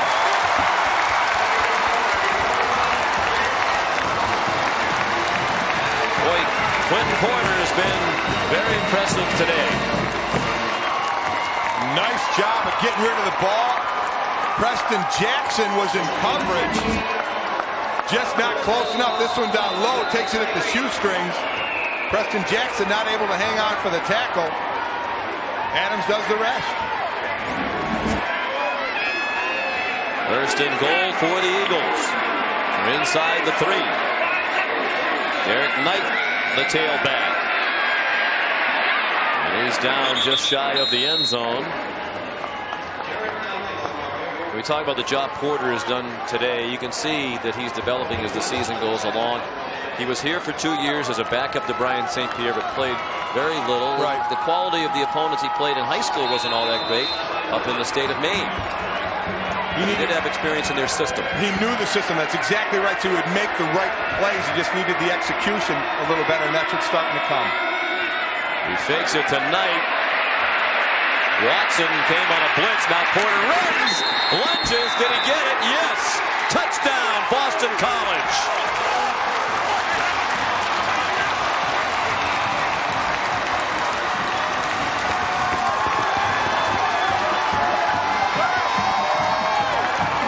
Great job by Porter. He was looking for Sean Ryan, his tight end. Good coverage, so he takes it to the outside. Gets outside of Courtney Watson. Watson's got to contain. Get the ball over the plane. Good call, touchdown. Uses that big 6'5" body, stretches out. It's a good call. He was in. The second rushing touchdown of the year. Sandro Shortino adds the extra point. And with time winding down in the third quarter, 3:27 remaining. Porter and the Eagles lead Notre Dame 24-6. Everyone comes to play on Monday night. Dolphins, Chargers, Monday night on ABC. They did the mash. They did the monster mash. It's the creepiest.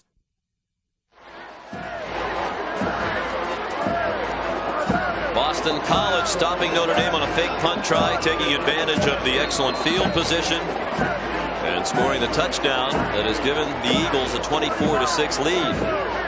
Sandro Shortino kicks off again. Montez Duff from the 5. And he's tripped up at the 22-yard line by Brian Flores. It's been a nice day for Porter. It's been a very difficult year for Quentin and his family. Back in February, his dad dropped dead of a heart attack at a deli right on the edge of the Boston College campus.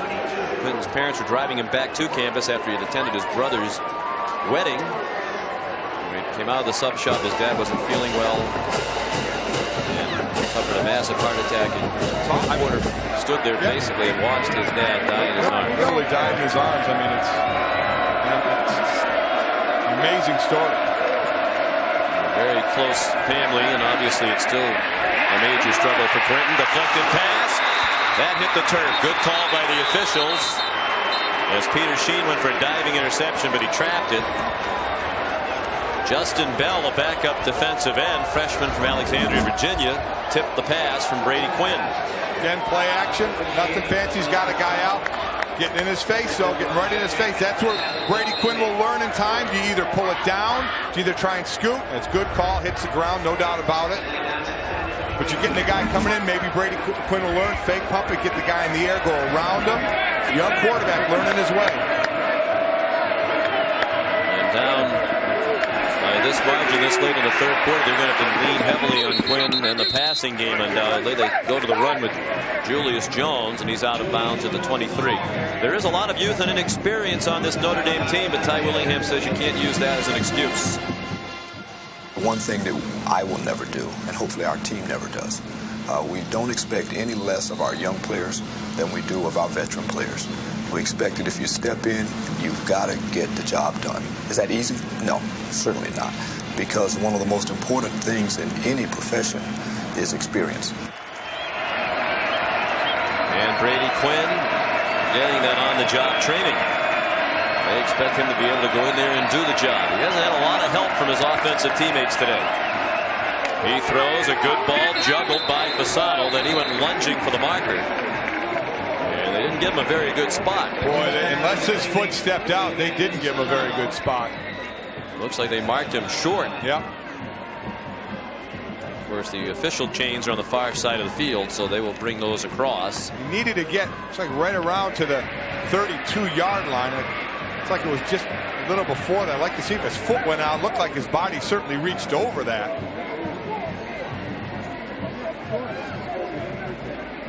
This is a big measurement for the Irish, down by 18 points. They need to keep the ball and score. Looks like they're going to be a little short. They are.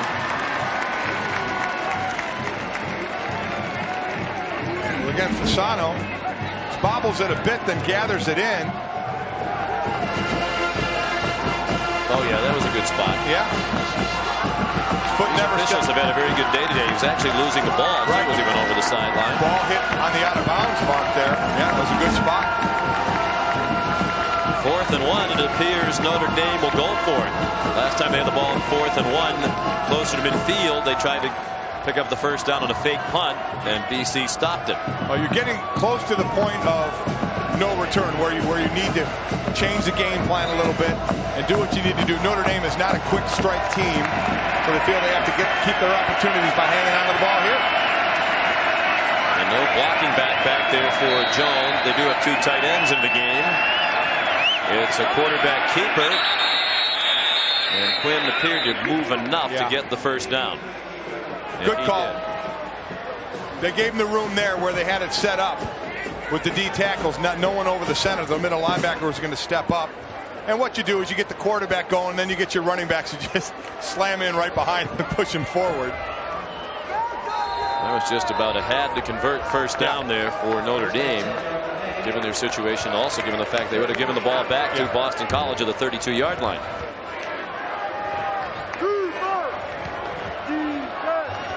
Notre Dame trying to bounce back after that walloping they endured at the hands of USC at home last week. Big disappointment in that game was the play of the defense, which had played pretty well most of the year, but not last week. There's a good throw and catch by Raymond McKnight into BC territory at the 35. Peter Sheen made the tackle. It's a gain of 32 for the Fighting Irish. Well, this is the matchups they were looking for. Raymond McKnight is 6'2". Sheen is 5'9". And Quinn, today, Sean, I think has been doing a pretty nice job when he's had these completions of getting the ball up in the air to where it is a distinct advantage for his offensive receiver.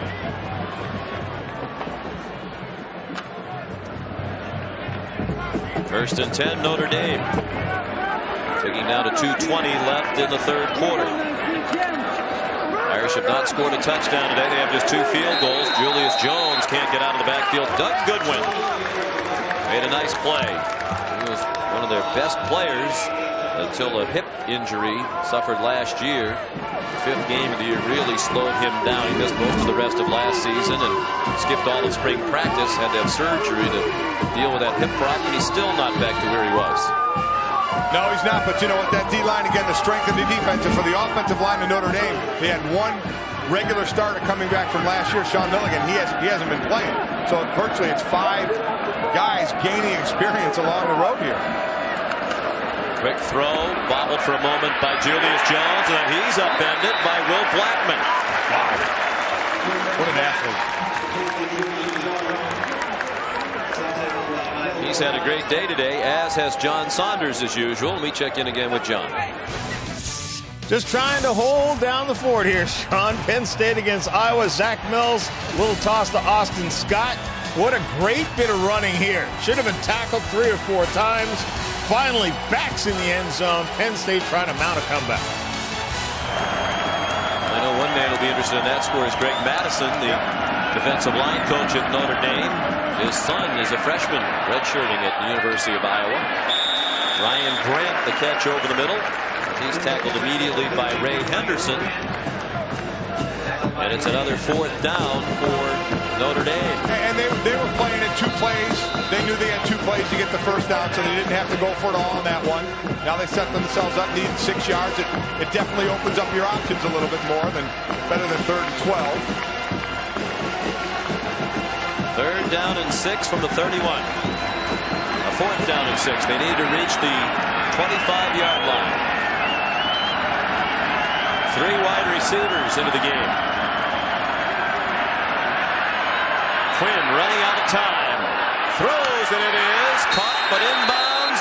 Yes, say the officials. That was very close. Raymond McKnight ruled inbounds with the catch at the 10-yard line. McKnight ended up back out there.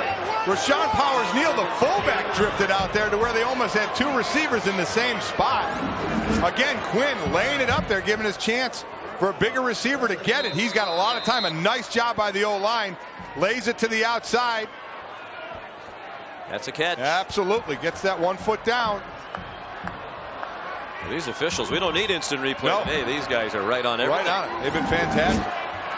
And Doug Goodwin gave a shot to Brady Quinn right as he threw the ball. First and goal. They're throwing the fade for Omar Jenkins, and he catches that one. Touchdown! Back-to-back terrific throws by Quinn and excellent catches by his receivers. And it's Jenkins with the 10-yard touchdown catch. And the Irish are down by 12. The question now is, will they go for 1 or 2? It looks like they'll go for 2. Look like they're going for 2, but that ball was thrown about as far as you can throw it until it would have been out of the back of the end zone. A great throw and a great job by Jenkins just to keep going, knowing where he was, and drag that foot. First touchdown of the day for Notre Dame. And now they'll try for 2. Julius Jones, the only back, and 2 tight ends. They throw the fade the other way for Maurice Stovall. Incomplete. A lot of contact with Jasmine Williams, but no flag thrown. With 3 seconds left in the third quarter, Boston College leads 24-12. Let's go back to that touchdown pass again. Just a fade to the top is going to be, and Quinn is throwing to a spot. That's all he's going to do is throw to a spot deep into the corner of the end zone. It's a job of the receiver to get there. He gets there, keeps that right foot in for the touchdown. Take a look. Catch, foot's in. Excellent camera work, excellent call by the official, excellent throw by Quinn. Again, that's not thrown to a man. That's saying, I'm going to throw it right inside the orange pylon at the back of the end zone, and it's a job of the receiver to get there. And Jenkins did it for his first touchdown reception of the season. Brady Quinn's 4th touchdown pass of his collegiate career. Well, Boston College now will try and control the ball, control the clock. Third quarter about to go down. As heading to the fourth, they want to really establish that running game a little more. Burn some time. This kickoff is with the win for DJ Fitzpatrick. And a good kick. With Blackman backpedaled to the back of the end zone to catch it. Give Coach Willingham credit. He went for it deep in his own territory at the 32 on 4th down and 1. They got it. Hit the big pass play on the very next play. And went the rest of the way to score. I won't even ask if he regrets the fake punt at this point, because he's not a guy that has time for regrets. He moves on. He goes on to the next play, which is what you need to do. You need to go on and say, okay, this is a situation, and deal with it.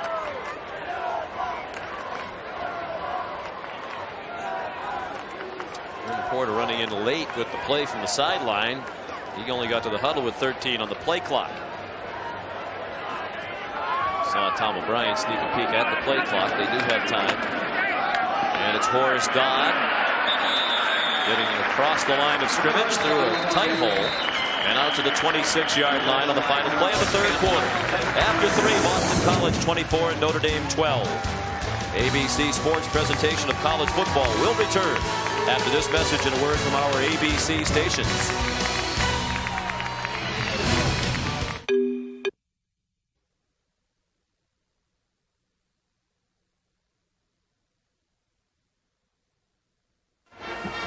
Sean McDonough and Mike Golick back at sold-out Alumni Stadium in Chestnut Hill, Massachusetts. Heading to the fourth quarter, Boston College leads Notre Dame 24-12. Makes a big difference here at Boston College when Notre Dame is on the home schedule. They typically sell thousands more season tickets than they do when Notre Dame is not on the home schedule. That was the case again this year.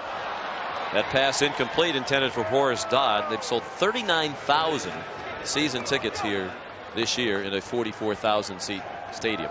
If you're a BC fan, you've been loving this series as of late. It takes a little hiatus for a couple of years. I believe it picks up again in 2007 at Notre Dame, and the next time it's here, I believe, is 2008. And you'll see the new turf. This Ulster turf will be gone. And the fake grass will be here. Oh. On third down, somehow Horace Dodd managed to get out, or rather Quentin Porter managed to get out beyond the first down marker. It was that wonderful option again that looked so ugly, yet Porter turned it into a first down.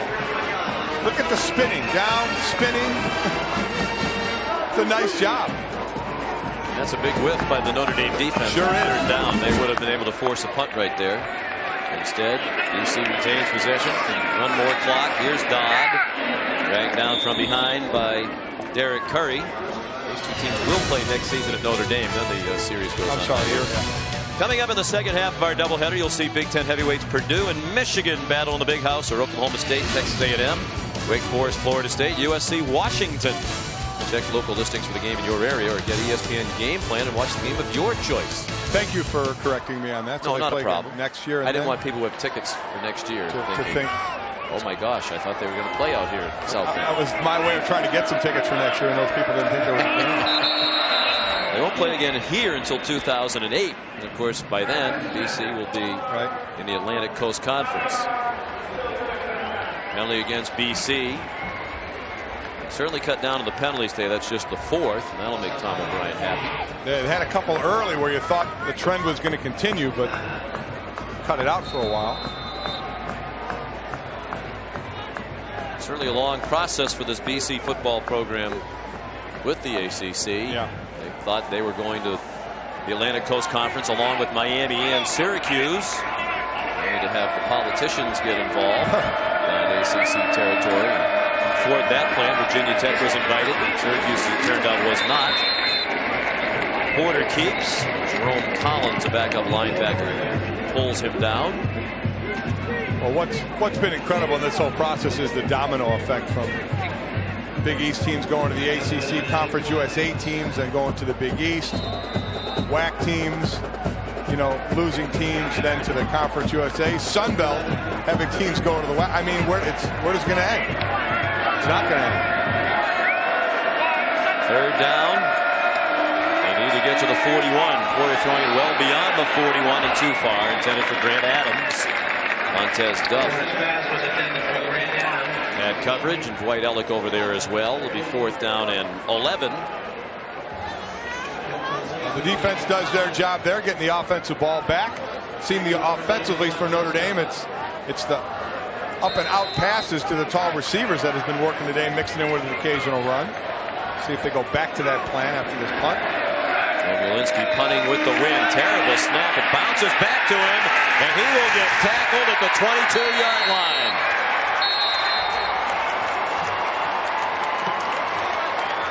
They've had problems with the snaps as well this year. The young man who was going to be their snapper had a wrist problem that required surgery within the last couple of days. That was just a brutal snap. Bounce about 3-4 yards in front of the punter. And it's a punter's job at that point. Can you get it off or can you not get it off? He decided he couldn't get it off, so you try and do what you can with it. It's up to the punter after the ball hits the ground. He has to look at the rush and decide if he has enough time and enough space to get it off.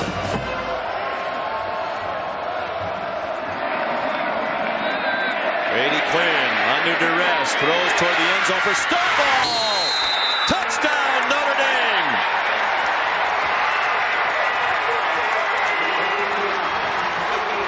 Well, like I said, listening to you, Mike. This is what's out there for those tall receivers. You've been saying it all day. 6'5" guys, short cornerbacks and defensive backs, and take it up. And these guys, Sean, have been catching the ball better when they go up and grab it with their hands than they have over-the-shoulder catches like dropping into the basket. They seem to have more confidence going up, jumping, getting vertical, and just snatching it out of the air rather than having it fall into their hands.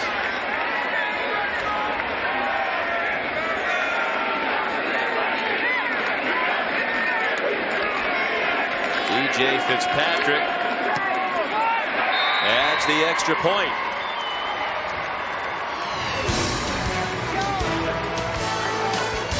Quinn's had 7 straight completions. He's thrown 2 touchdown passes today. The Irish are right back in it.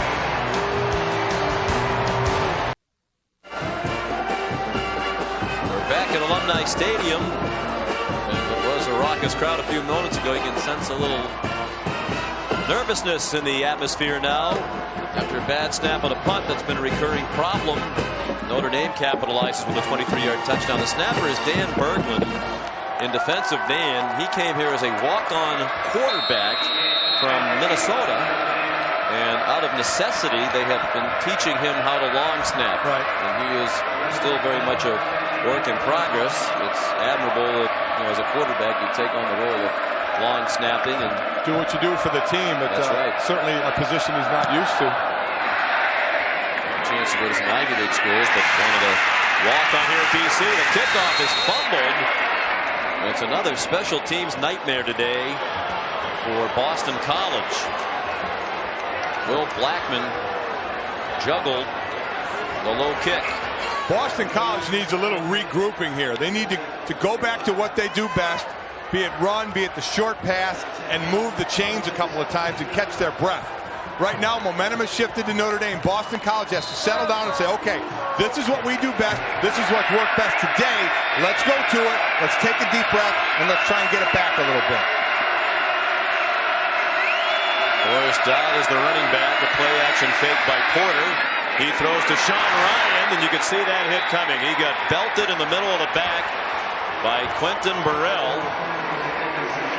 Burrell saw that Ryan was open and went charging toward the tight end and stuck him in the back, an incomplete pass. I mean, to tell you what, Sean Ryan ain't staying down, though. No. He's about as tough as they come. 6'5", 260-pounder.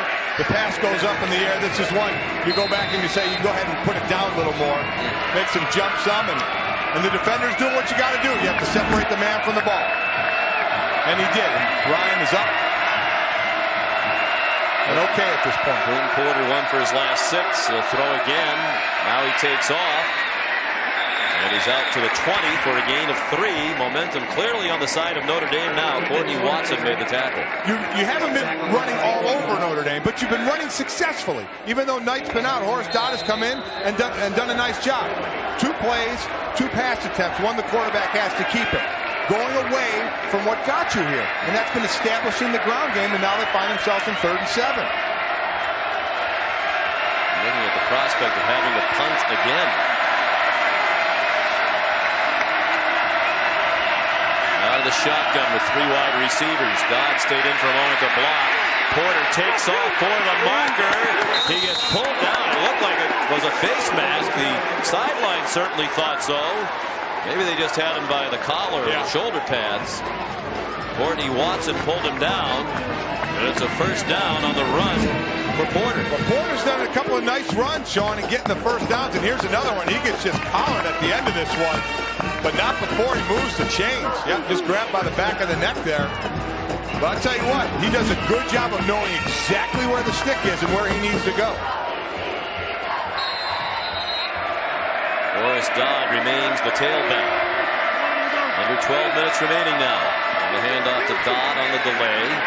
And Derek Curry made the tackle. Linebackers were making a lot of tackles for Notre Dame, but we spoke with Kent Baer yesterday. He said they should make a lot of tackles in our defense. It's designed for the linebackers to make tackles. Yeah, again, and with Mike Goolsby out in the middle, Courtney Watson is there. These guys are somewhat undersized, so you want to put them in a position. You protect them a little bit, let them run around and make the tackles. And Up doing a nice job there. What worked early for Boston College, it worked with Derek Knight. It certainly could with Horace Dodd, that swing pass out there. Get him out in the open field. This might be a good time for something like that. Safe play, yet get your guy out in the open field. 2nd and 10, near the 11. It's a reverse. Larry Lester, a converted defensive back just 3 weeks ago. He was a starting cornerback. Now he's a wide receiver. And he's very near the first down. We got closer to it, but the ref was saying he stepped back out at the 34-yard line. They brought it back about 5 yards where the play ended, as it is a gain of 6. You see the numbers for Lester. In his first game as a wide receiver at Temple, he had 3 catches for 104 yards and a touchdown, so he made an immediate impact.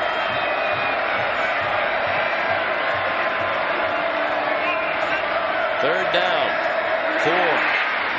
Under pressure, Porter got it off. This one will depend on the spot. Adams, they're going to give him his forward progress, even though he continued to battle on the play. Actually, it's Lester for 6, not Adams 5. It looks like he has the first down beyond the 38-yard line. He's going to have it, and a nice job by Porter hanging in there. Quick rush came up on him. Lester hooked right up, right past the stick, which is exactly what your receiver needs to do. You have to go far enough to make the first down. You'll see quick pressure on Porter. He knows it's coming right up in there, straight ahead. He gets it off, backing away. Greg Pauly with the pressure. But the key thing by Lester, again, not a lot of time over there. Knew where to go. Knew where to go. Just beyond the marker for a first down. The first downs collected by BC on this drive. Now back to the run with Dodd. Out to the 43. Tomorrow ABC puts on Sunday's best with a new practice. The critics are calling it good, provocative television. Don't miss an all-new practice tomorrow night at 10, 9 Central on ABC. I never miss the practice. One of my favorite shows. Set here in Boston. I used to never miss a practice either. You know, we'd get in trouble if we... Oh, the practice. Very funny. Very funny. People who taught me back to Notre Dame are probably cringing right now. 2nd and 7. Fake. And now Porter runs away again. Well, he doesn't exactly remind you of Doug Flutie, but he's certainly showing more running ability than he's known for. He doesn't run so much a sprint by you. He just does enough to get away from you. And he shakes tackles just enough to where that could have been 3rd and 8 or 9. Now it's 3rd and 3. A lot of options at 3rd and 3. There was competition. We mentioned Porter was here in the program as a backup, but they have a junior college transfer, Paul Peterson from Snow Junior College, who have been playing for the last 2 years in JC ball and had a lot of experience at that level. He's a very talented quarterback too. They let go with Porter, who has more experience in their system. That time he stumbled, lunged for the marker, but did not get there. He's a yard short. And the adventure will likely continue for Boston College. Tom O'Brien, even though you know he doesn't want to, has to punt here. That's the 4th option trying to, and it worked once. They got the first down. That's, again, I'm not a big fan of that. But, you know, going back to the 2 quarterbacks quickly, Sean. Porter knew the system. Peterson had a lot of game experience at Snow College, but didn't know the system. So they were wondering who would step up first. Would it be the inexperience learning or the experience learning the system? And at this point, it has been Quentin Porter. There's 39 yards rushing today. This time the snap's fine, and the best kick of the day by Gomulinski. Too good. Into the end zone for a 52-yard punt. Notre Dame will start at its 20, needing a touchdown to take the lead with 8:08 left. 650 camera. Nokia connecting people.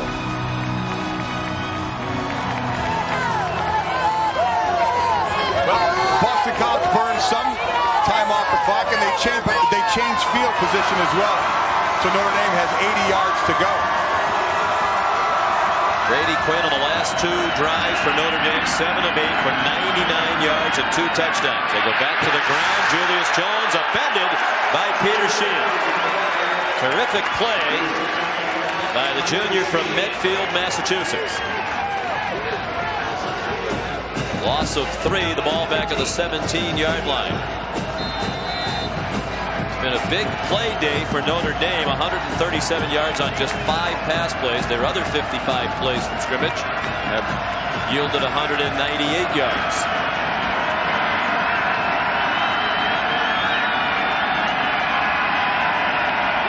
For the day, Notre Dame has 52 yards rushing. Quinn with a late flag thrown. Looked like a holding call against Notre Dame. It was thrown by the official along the sideline. He threw it a mile back toward the line of scrimmage just as Quinn threw incomplete to the near sideline. Yeah, it must have been pretty obvious. He is 15 yards away from the play and hoisted the flag in there. It had to be a real hold going on. Be a decision now for Boston College. Might want to decline this one and take 3rd and 13. Holding. Offense. Penalties decline. 3rd down. On the right side here.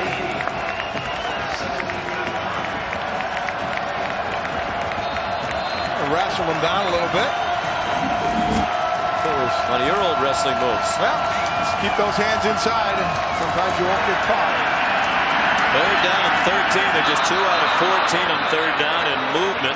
Well, what a smart way to try and get 5 yards back. Change up the cadence. Now they've been working on the play where they throw it a little deeper and let the tall guy go up. You don't need to necessarily do that here. Move the chains, move the sticks. See Goodwin going off the field. Keith Willis, the D-line coach, the Pittsburgh Steelers, great. He gets excited over there. Frank Spaziani, they've been...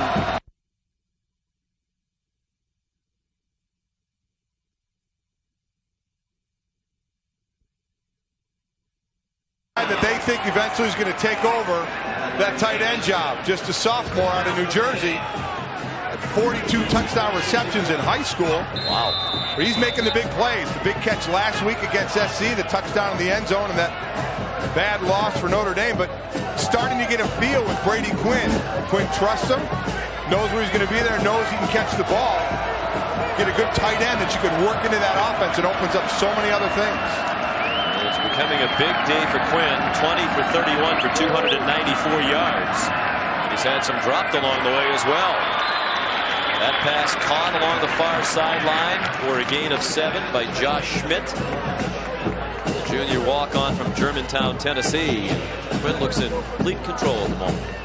It really does. It looks like he is, and you would expect that. Each game he would get a little better and better, a little more comfortable in there. Foreshadowing at the conclusion of today's game, we'll select a Chevrolet player of the game from each team. Chevrolet will make a $1,000 contribution to each university's general scholarship fund. Julius Jones on second and short picks up the first down out to the 47. I think where they've been disappointed the most in having to play a true freshman quarterback is the running game, that it hasn't established itself a little more. And we talked about the new lineman being in there. Julius Jones runs for 262 yards in their win over then 15th ranked Pittsburgh. And they thought they were going to start to get that going a little bit with the running game, which would certainly help the freshman at quarterback and not know he has to go in the pocket and throw it all the time. Ryan Grant alone back now behind Brady Quinn. Eagles coming to blitz, and Quinn is down back at the 39-yard line. Tim Bullman, as Mike said earlier, he's had a great day, and he made another big play for Boston College. A loss of 8 on the play. Nice thing that Bullman does is he's about 285, but he's quick. See him, he just takes a nice step to the left and gets right up into the gap. And he's up in the quarterback's face quickly where it was a play-action pass, so it's going to take a little bit of time to develop. But Bowman said, I'm not going to let it develop at all, and I got second and way long. Second and 18. Irish going into a fairly stiff breeze here in the fourth quarter. Quinn hit as he throws, and it's an interception. Picked off by Josh Ott, who had the big interception at Notre Dame last year. He returned that one 71 yards for the touchdown in their 7-point victory over the Irish. Huge play by Ott, the senior from Silver Spring, Maryland. DC with the ball and the lead when we come back.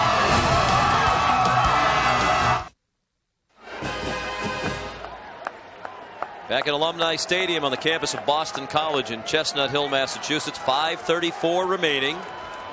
BC, which at one point led 24-6, leads 24-19. And after the interception by Josh Ott on 1st and 10, it's Derek Knight for a yard to the 49 of Notre Dame. Time now for our Pacific Life game summary.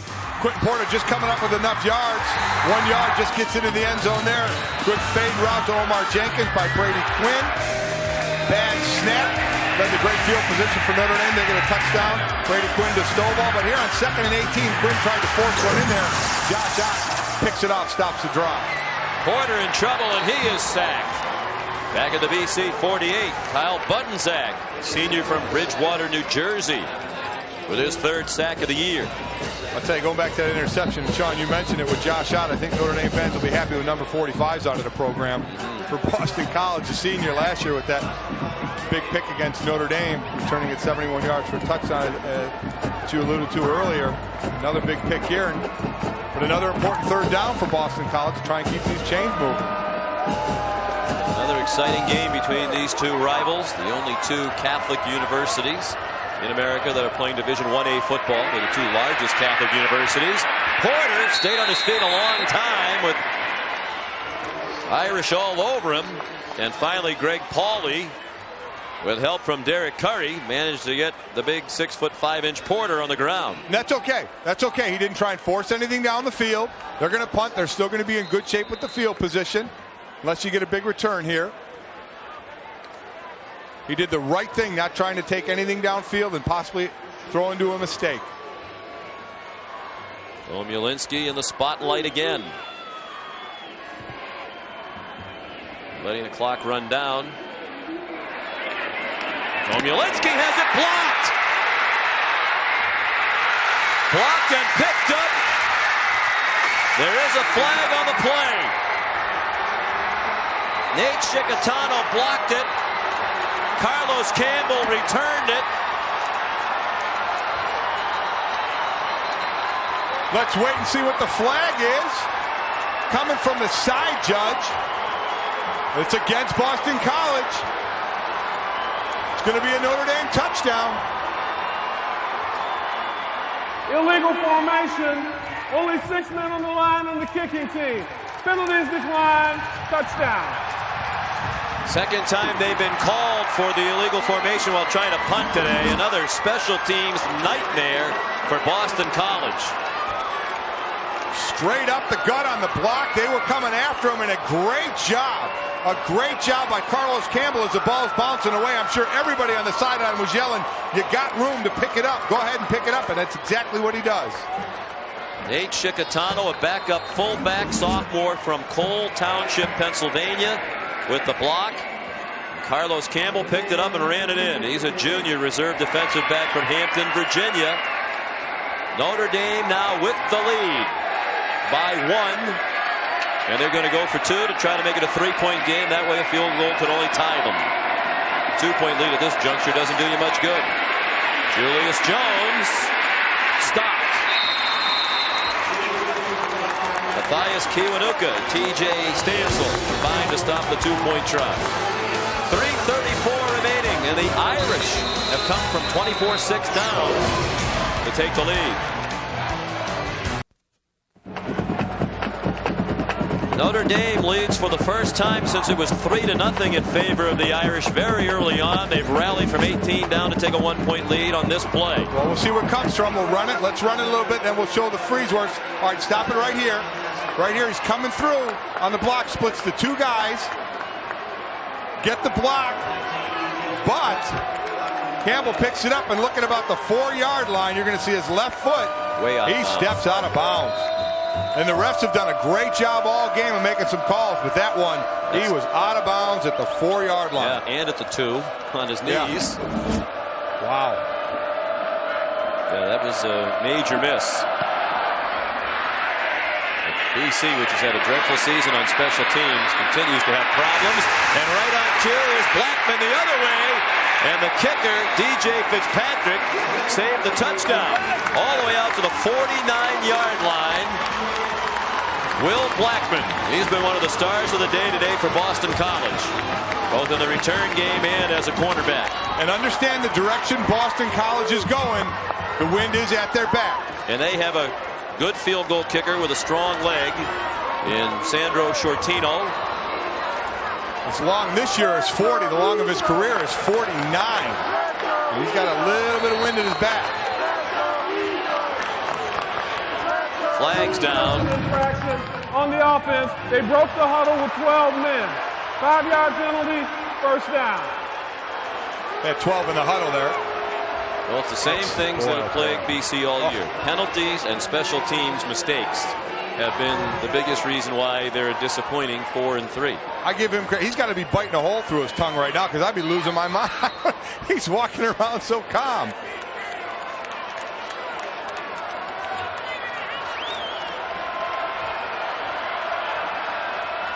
Porter on a draw play tonight. And he got 3. Back to the 47-yard line. Brandon Hoyt made the tackle. And BC will go without a huddle. The Eagles have just 1 timeout left. So again, the long for the kicker, about 49 yards. So that would, for his career, the ball would need to be at about the 32-yard line of Notre Dame for a 49-yarder. Porter down the seam and just a little bit too high for Grant Adams, who was open. Oh, would Porter like that one back? Yeah, how quick do you think he want to pull that one back? Yeah, he was open. It was Larry Lester who was running free. You know, Notre Dame loves to come up and play on tight coverage. No jam there, though. Inside release.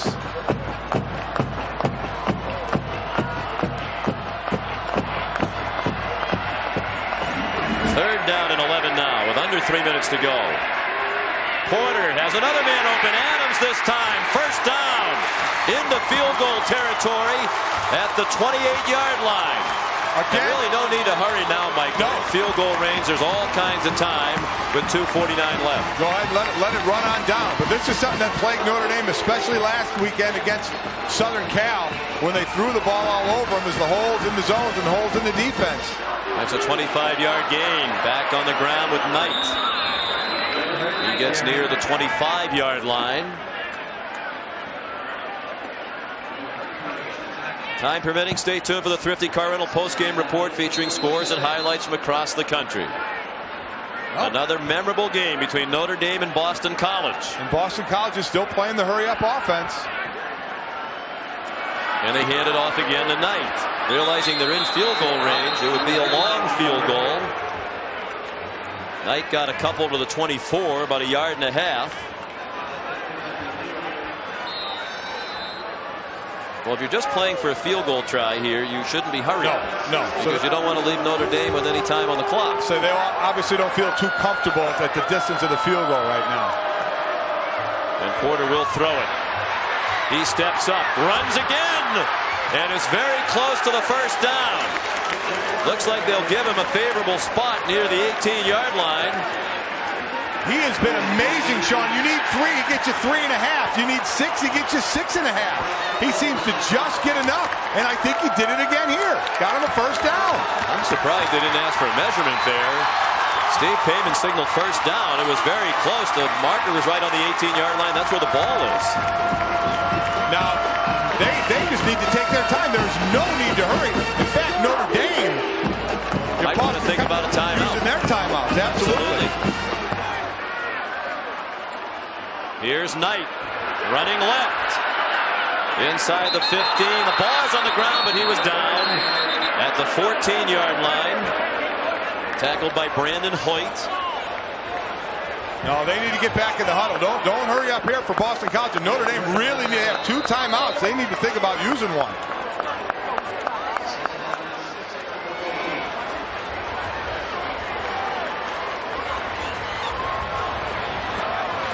Boston College should take their time. There's still 10 seconds on the play clock.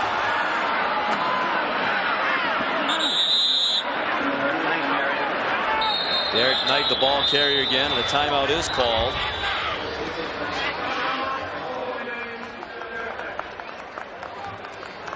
Notre Dame called the timeout. Each team with 1 timeout left.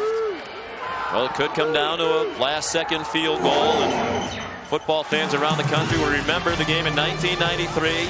4th and goal for Notre Dame from the BC 4. The Irish take the lead 39-38. They were down by 22 points. But David Gordon, with 5 seconds left, knuckleballs through the field goal to make a winner of Coach Tom Coughlin and the BC Eagles.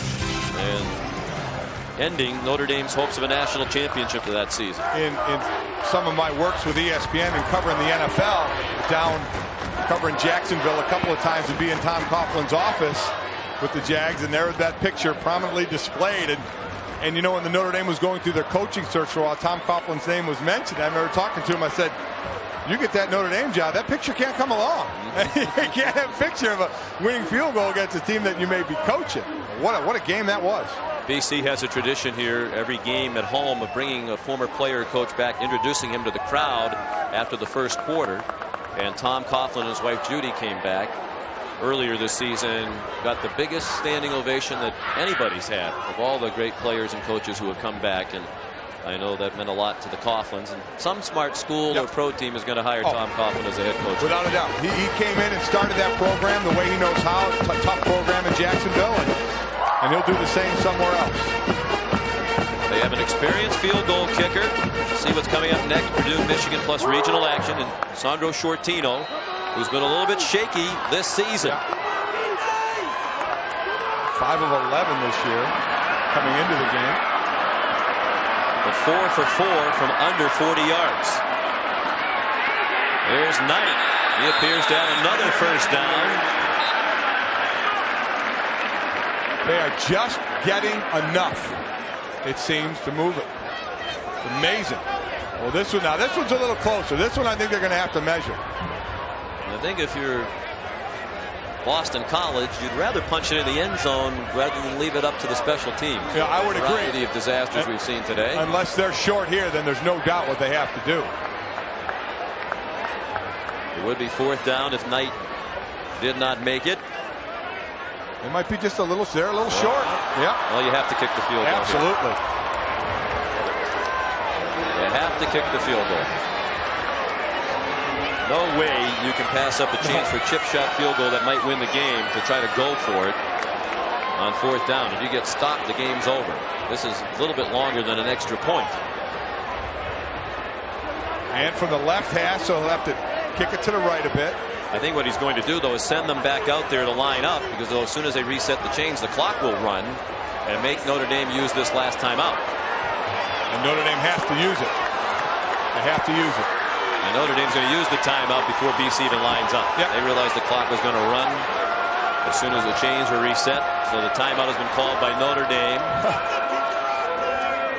It's been kind of a hold your breath with the special teams for Boston College, and I guess a lot of BC fans will be doing the same thing here in a couple of minutes. And it is likely to wind up on the right foot of Sandro Shortino, senior from Markham, Ontario. He was their field goal kicker last year as well. He was a high school running back. 21 touchdowns in just 9 games his senior year. You don't see the kicker playing a lot of other positions when they come in somewhere as a kicker. So standout rugby player in high school in Ontario. Would be a field goal try of about 25 yards from just inside the left hash mark. Sometimes closer in, Sean, at the angle can make it a little more difficult.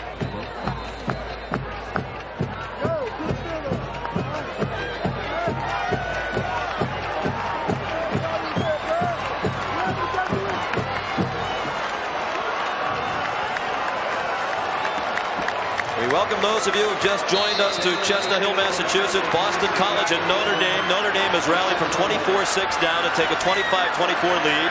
But now BC attempting a go-ahead field goal of 26 yards by Sandro Shortino, and it is right down the middle. 38 seconds left. Boston College goes back on top, 27-25.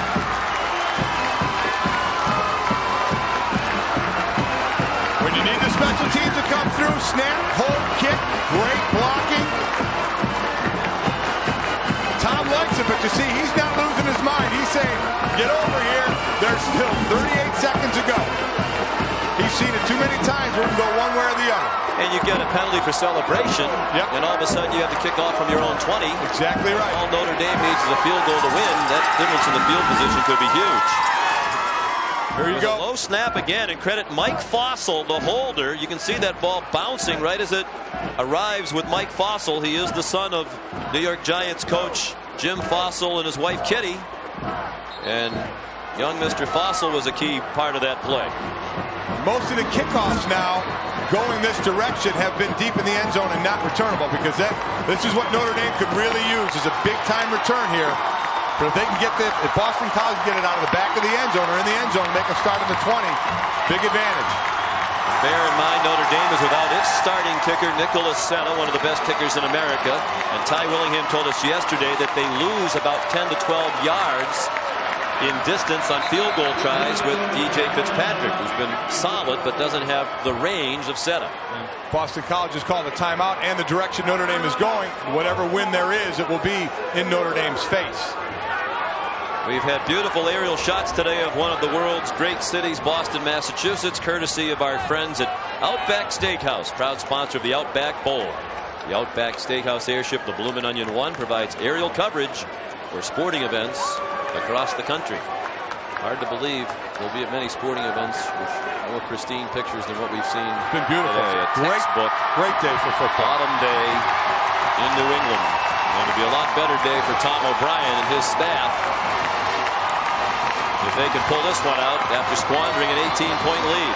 Didn't feel like either team, Sean, really got on track. Even though you see both teams in the 20s, you know, for Notre Dame, was throw the ball up, let your big receivers catch it. Didn't get a lot of running game going. And for BC, to their credit, they needed 6. They got 6.5 all day long to keep things going.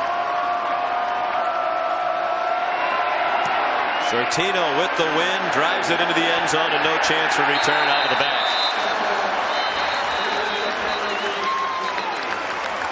Sortino fired up. Yeah, he sure is. He should be. You know what?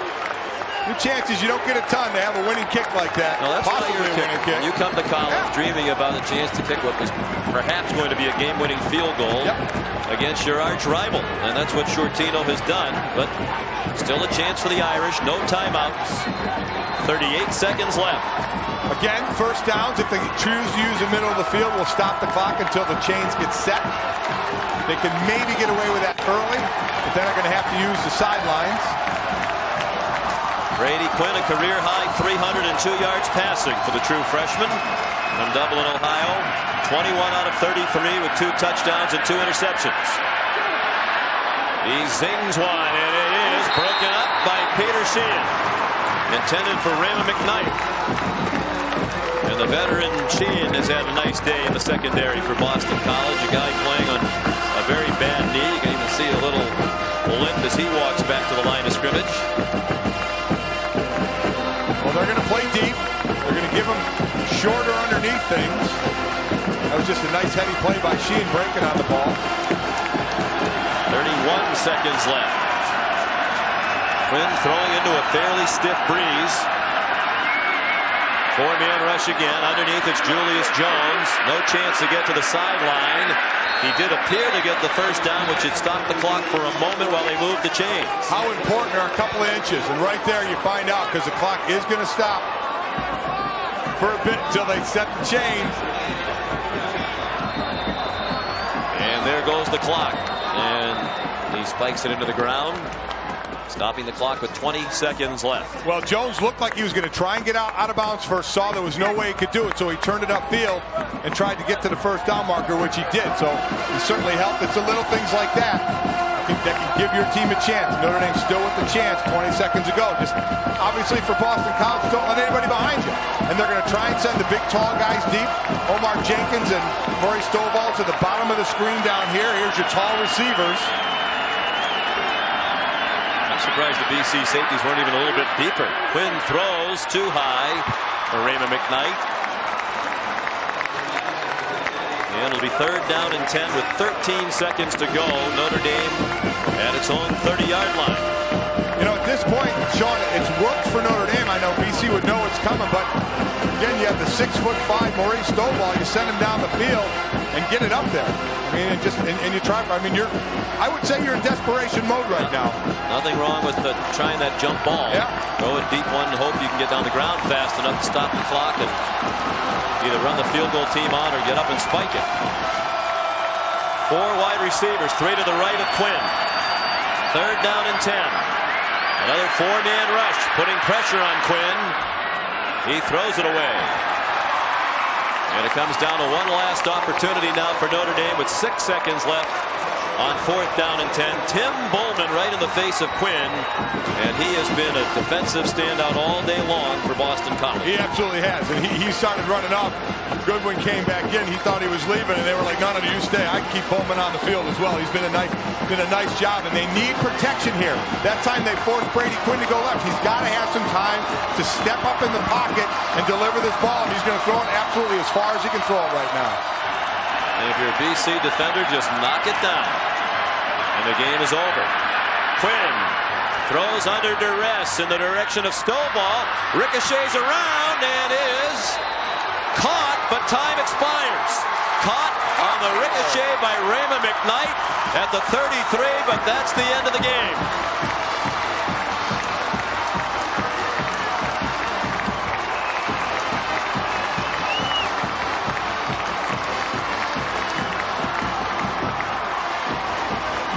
Boston College defeats Notre Dame for the 4th time in the last 5 meetings, and the Chevrolet players of the game are Brady Quinn, the quarterback for Notre Dame, who threw for a career-high 312 yards.